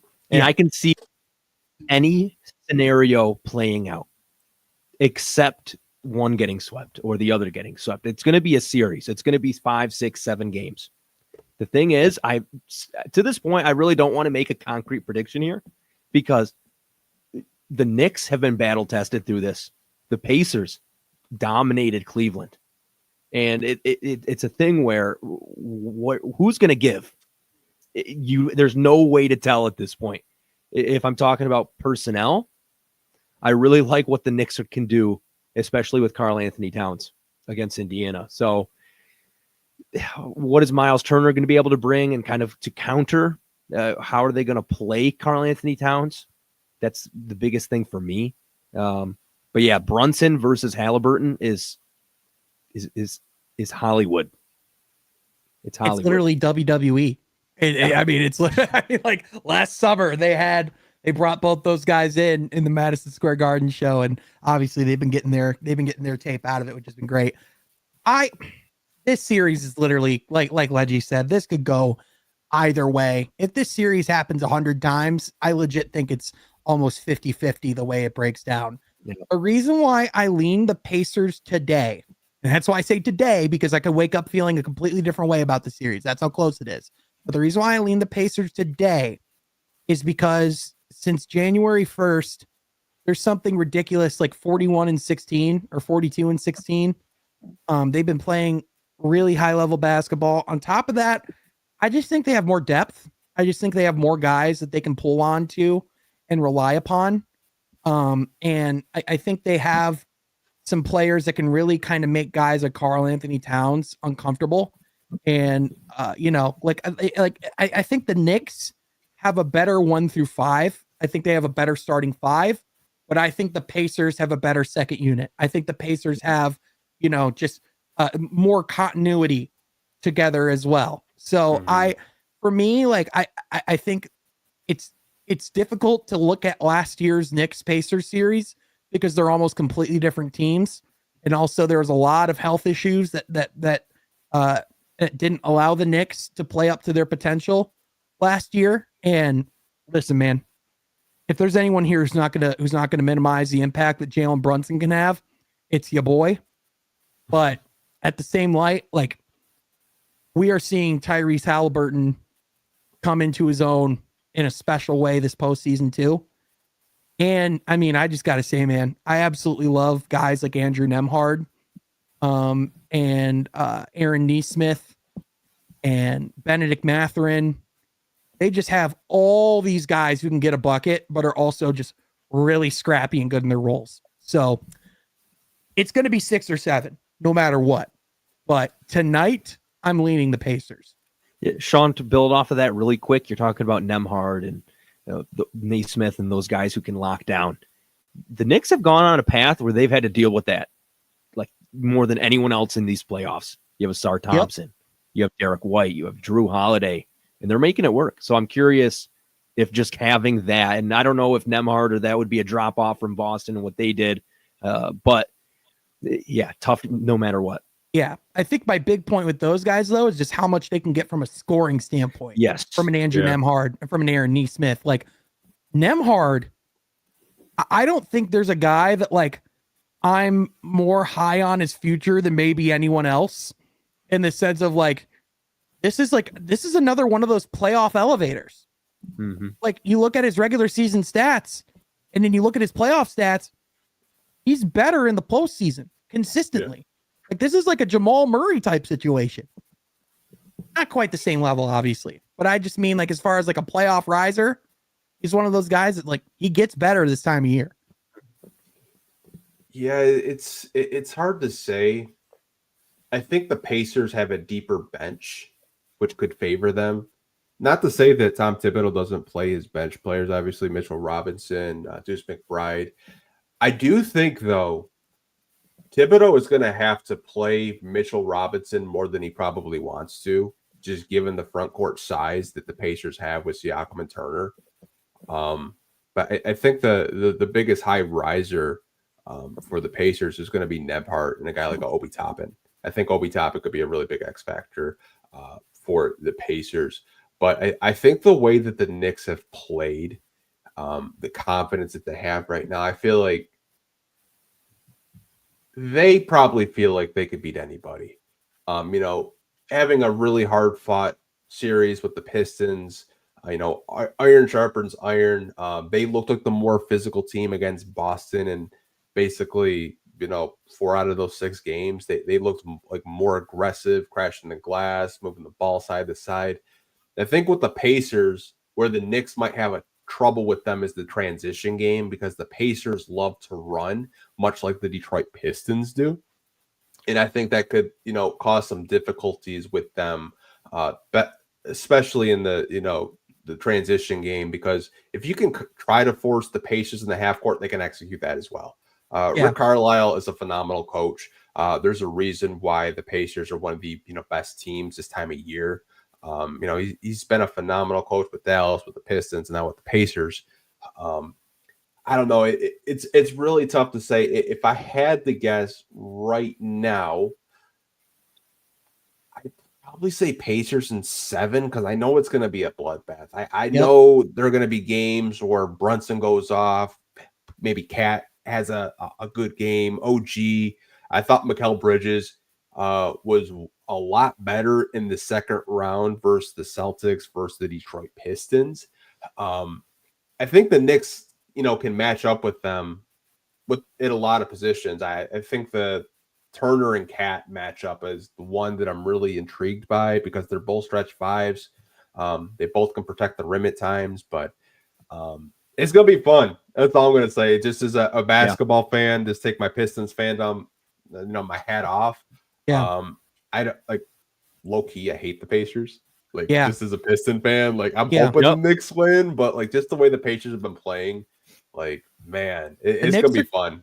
The Knicks are going to have to be careful because the Pacers are just like Antonio Brown at a streamer's boxing event. They're not gun shy. Good grief. But in all seriousness, yeah, man, this has the potential to be one of those all-time great playoff series. And I think the biggest question I have facing the Knicks is at what point does the Tibbs collapse face this team? The Tibbs minutes collapse where all of his guys just completely run out of energy or just completely start to fall apart. I'm not saying that's what I hope for, but if we're being real, this happens every time that his teams get eliminated. So the fact that it hasn't happened yet is kind of shocking. But on the other hand, this is probably the group that's embraced his approach the most as far as minutes played and wanting to play those minutes and the importance of that conditioning yourself for these times.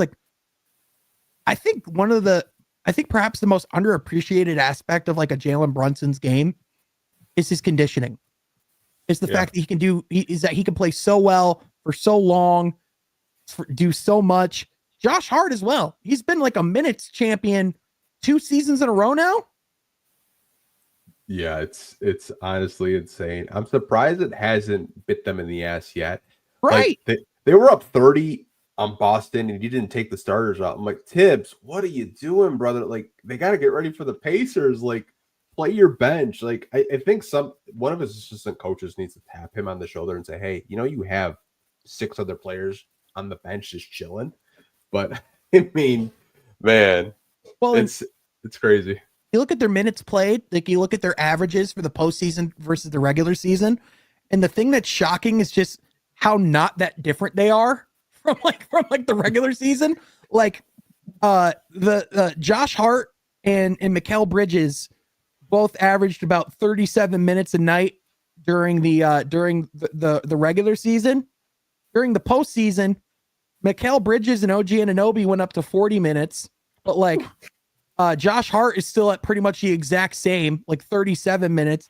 Cat's at about 36 minutes. He was at 35 minutes during the regular season. Brunson was at 35 minutes during the regular season. He's up to 39 minutes. So if there's any benefit that the Knicks have, it's that they're used to this. This isn't foreign to them, but at the same time, at a certain point that has to take effect. Exhaustion, when you're getting into the 100 plus games played territory, it has to become a thing. It caught up with them last year against the Pacers in the semis. They just got hurt. I don't want to see any more Achilles tears. I don't want to see any more players get hurt in the playoffs. I'm not wishing that on anybody, but neither am I, for the record. I think the high minutes with Tibbs could come back to bite him in the ass, or they're just in elite physical peak shape and they can do it and make the NBA Finals. We're gonna have to wait and see. The Knicks win the NBA Finals, I think the whole city of New York will be burning. I'm just gonna say that. You see what they do when they make the conference finals. You see that Pacer, that fan with the Halliburton jersey, and he got jumped and got his ass yeah. Brutal. Timothy Chalamet almost got pulled out of his car. Oh, I didn't see that one. Oh, he was reaching out, high-fiving fans and stuff, and his security guard had to fight with a fan to pull him back in. Knicks fans, they are truly a different breed. And I do want to give them a shout out because, listen, man, people could say whatever they want about the Knicks. It is undeniable that the league is more entertaining when they're good. Absolutely. Undeniable. And I know Pistons fans aren't going to like the Pacers either, but like, listen, man, as just a fan of basketball first, we are feasting. Yeah. This postseason, boys. Absolutely feasting. Yep. And the fact that the Pistons are one of the bright stories of this postseason that we're watching, and that they only look better the further the Knicks get. What else do you want, man? Literally. I mean, like, who knows what happens with OKC and Denver tomorrow, man? But like, it sucks. Aaron Gordon has that hamstring. I'm hoping he can pull through. OKC, just the more I watch them, the more I watch just them collapse and not having like a true number two. It's just like, man, like, when are they going to put their chips on the table and trade for a star? Like, they're to the point where like they can afford it. I mean, I thought Jalen Williams was going to be that. I think everybody thought that, and so it's kind of weird to see that they have Chet as well, and there's just something missing still. If they don't win this game against the Nuggets without Aaron Gordon, there's no excuse. Like, you have to make a move. Have to. You have to. Yeah. Like, there's no reason why the Thunder shouldn't win the championship this season, if we're being quite frank. Now that Boston's out, on paper, there is not a roster that should be able to touch them from a depth, from like a talent sample. Like they have on paper, they should be the champions this summer. If they don't, that's on them. Yeah, I mean, I'm really surprised that they haven't made that big splash. I mean, with all the names out there, I was really surprised like Giannis wasn't linked to OKC with all the draft picks. And it's funny. Sean and I talked about this 2 months ago, and we called Houston.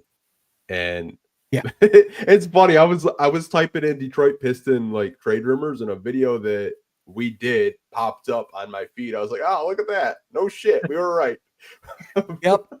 I mean, it was just one of those situations where it's like, it's so clear they just need a guy to point to and go take us there, because they just don't have it. If you guys had to guess, who do you think is the eventual NBA champion? Oh man, Just off of how things are going right now. Yeah. Well, man, I really hope this isn't the case, because I don't think I could use my Twitter account for the entire summer. But I think the Minnesota Timberwolves are looking like they could go lift a Larry O'Brien this summer, and my Twitter would be hell. Oh, I forgot. Yeah, Sean's the Drake fan. I have a tweet out there that says, and it's just one of those tweets that out of context, it will bite me in the ass for years to come, where I essentially said Anthony Edwards isn't looking like a whole lot like Michael Jordan after all. If he goes out and wins the title this summer, I'm done for. I almost might need to go back and scrub that. I need to delete it before people can quote it, but at the same time, I know the screenshot's out there. So it's like one of those things where Timberwolves Twitter, if you win the title, have fun, but God, I hope you don't. Just my own well-being. I really hope you don't. That's where I was going too, Sean. Minnesota just looks dominant. Anthony Edwards, Jaden McDaniels is looking dominant as well. He's looking like he could really take a step and be that option long-term, be kind of that Pippen, if you want to say that. But you're also talking about Julius Randle having a career renaissance when nobody thought it would happen. And I am hoping for Minnesota Knicks, because that would be cinema. We might have mentioned that earlier today, or Sean, we might have talked about it yesterday. I think we briefly touched on it on 313 Connect last night. That would be utter cinema. It would be all the storylines. And the funniest thing for me would be Rudy Gobert getting a title, because what are the people going to say then? What would people say? And I get some of the disrespect, and I get some of it. But for the most part, I want to see what he says to Shaq and what Shaq would say about it. I want to see what all of those old heads have to say about Rudy Gobert. They'd say, can you do it without kicking your girlfriend to the curb? Sean, you're on one today, man. Oh, I'm sorry. That just, I couldn't believe that tweet. I saw that. I was like, wow, that's cold. Yeah, it's been hanging around Anthony Edwards a little bit too much, if you ask me. Go get your child support championship, Minnesota. Though, like, if you think about it, though, Minnesota Knicks would be just such a cool NBA Finals, and it almost makes me wonder, what the hell did New York ask Detroit? Because they almost landed Julius Randle before the season started. Like, what were they asking for where they went just to Minnesota? Because I still remember that Ian Begley tweet saying Julius Randle was almost a Detroit Piston. Like, what did the Knicks offer the Pistons for them to say no thanks? What did the Knicks offer for the Pistons to say no thanks to get Karl Anthony Towns? No, but before the Karl Anthony trade went down, the Knicks reached out to the Pistons to see if they wanted to take on Julius Randle. The Pistons said no thanks. Oh God. I mean, at that time though, that was looked at like a good decision of saying no thanks. 3 weeks ago, maybe we would have also said that was a good decision. Very recent. I mean, this playoffs, we can honestly say it. The end of the season playoffs, maybe it's a different thing, but I bet they wanted I bet they probably wanted like this year's first round pick. They probably wanted like either Jaden Ivey or like Thompson. Like I bet there was some irrational confidence in those trade talks. Yeah, Sean, they had it. They had our first round pick. They traded it to Minnesota. Oh yeah, that's a good point.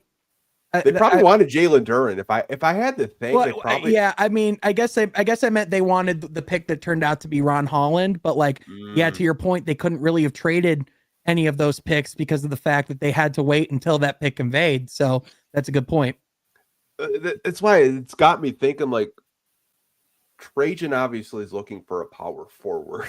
Yeah, and you looked at a Julius Randle. Like, I'm just thinking, I was like, man, like, if they do make a move, it's probably going to be a power forward. But man, could you imagine like Julius Randle on this team and like we actually have size in the front court with Tobias and Randle and Cade? Like that would have been like a fun team, but who knows if it would have worked. Yeah, and I'll say this too, like I don't want to take away anything from Julius Randle because he's playing the best basketball of his life right now. If he can keep this up, he's going to be an awesome player for years to come. Absolutely. And he's on a player option too. I just don't want to make the bet that he's going to keep this up. That's the problem. I mean, if he gets a ring, Lakers fans are going to crash out. I'm just telling you now. Right. But also, if he gets a ring, he could also go the other direction. You know what I'm saying? Like, we've seen some guys get a ring, and it's like, I'm good. Right. Oh, man. I've had both of you guys on here for 2 hours. Absolutely love it. I know, Sean, like when we do podcasts, they turn into 2 hours. Ledgie, I apologize. You're not seasoned yet. You're not. Ledgie, I think I'm the problem, man. I'm sorry. 313 Connect started out like maybe a 35, maybe 40-minute thing, and every single episode it just progresses, and that's a good thing because there's more camaraderie building. So it's not a bad thing, Sean. And it's we have content, more clips. We have a lot of fun. Yesterday, I had to do a Blazing Wings challenge, and that was. I never heard about the aftermath. I was fine. Taco Bell 20-minute. Really? Yeah. No, I ate Taco Bell tonight. Okay. So 20 minutes. I was still drinking that gallon of milk, and once that died down, I just started playing Baldur's Gate. I was laying on my couch, and I went to bed. Woke up. I was like, okay. Can I say I ate nachos for lunch too. Can I say my favorite thing about that whole setup that you had? So for those that weren't watching, you should go back and watch. It was towards the end of the episode. Ledgie had to eat six blazing wings as part of his punishment for our playoff predictions we've been doing. And he brought down like one of those like beer drinking souvenir hats where you had like the straws and like, but he had it with like a cup of milk, and he didn't think about the logistics that there wasn't a lid of any kind keeping the milk from spilling. And so like, he just like kept like he was in pain, so he kept like moving, and it would spill more milk on him. So it did not take long for Ledgie to just look like a different person because of what was going on. I'm usually very put together, but yesterday it was an experience, and I was also using the straw I was drinking out of, Sean, should have been in the other cup, and the one I should have drank out of has a clip that makes it so when you're not drinking it, it doesn't just keep dripping out. because of the pressure. Yeah. So if you guys want to see if you want to see a milked up Ledgie eating some blazing wings and trying to talk basketball all at the same time, highly recommend. If you want to see a brunette just bathing in milk, definitely search that. The milkman is back, baby. Oh. Anyway, sorry to plug that long in there. But yeah, check out 313 Connect, y'all. It's on the Ledgie Sports YouTube. No, man, go for it. Tell the people that are watching right now. We have 667 people watching us right now. So if you want to plug and promote your YouTube channel, tell people what it is about, both of you guys, floor is yours. So just plug as much as you want. So I appreciate you guys coming on tonight. Yeah, the Ledgie Sports YouTube channel is really into collaboration. And like I've mentioned, we have a podcast, 313 Connect, with Sean, and then Brennan Sims. He's a blog writer, primary Heat fan, but Michigan resident. So he does have that Michigan Pistons tie there. But we have a good time, and it's trying to put like a more of a fun twist on the podcast, doing fun segments, doing games, doing all those different things. We had Anthony on a few weeks ago now, and it was a really fun segment there. Anthony, we'd love to have you back on soon. But yeah, it's just a different take, and it's slowly growing as we keep on making videos, and those are live generally Friday nights around 9:15, 9:30. It's whenever my son gets to sleep and I can get all the headers and all that stuff put together. But yeah, I mean, we got a new Pope. I got more jokes. Yeah, he related. Yeah, you just have to check it out. Find the episode with Pistons Talk. I think it's in the title. And Sean, the floor is yours. Yeah, no, there was also a really fun segment we did on that show last week called Pistons and Dragons, where we went through the off season. I had like a D&D. Yeah, it was a really fun segment. You can also, Anthony, always love coming on. You know, I'm down to come on anytime. I have the 313 Connect show I've been doing with Ledgie and Brennan over on the Ledgie Sports YouTube channel, but my channel is From Half Court. That's where the Pistons podcast is going to be. Continuing to try to do more interviews this summer, trying to, talk to more reporters and just more people within the community and outside of the community as well. So go to From Half Court for interviews, for podcasts. And then if you want any up-to-date Pistons coverage, news, opinions, takes, interviews, all those things, you can go to Twitter at Sean Half Court. That's where I post whenever I have any media events or opportunities that I get to take part in. So be sure you check that out as well. But sure, I'll be on here more this summer too. And yeah, man, always enjoy my time on this pod. Well, if the Pistons sign Derek White, we're going to have Eric on, and then you can just harass him for like 2 hours.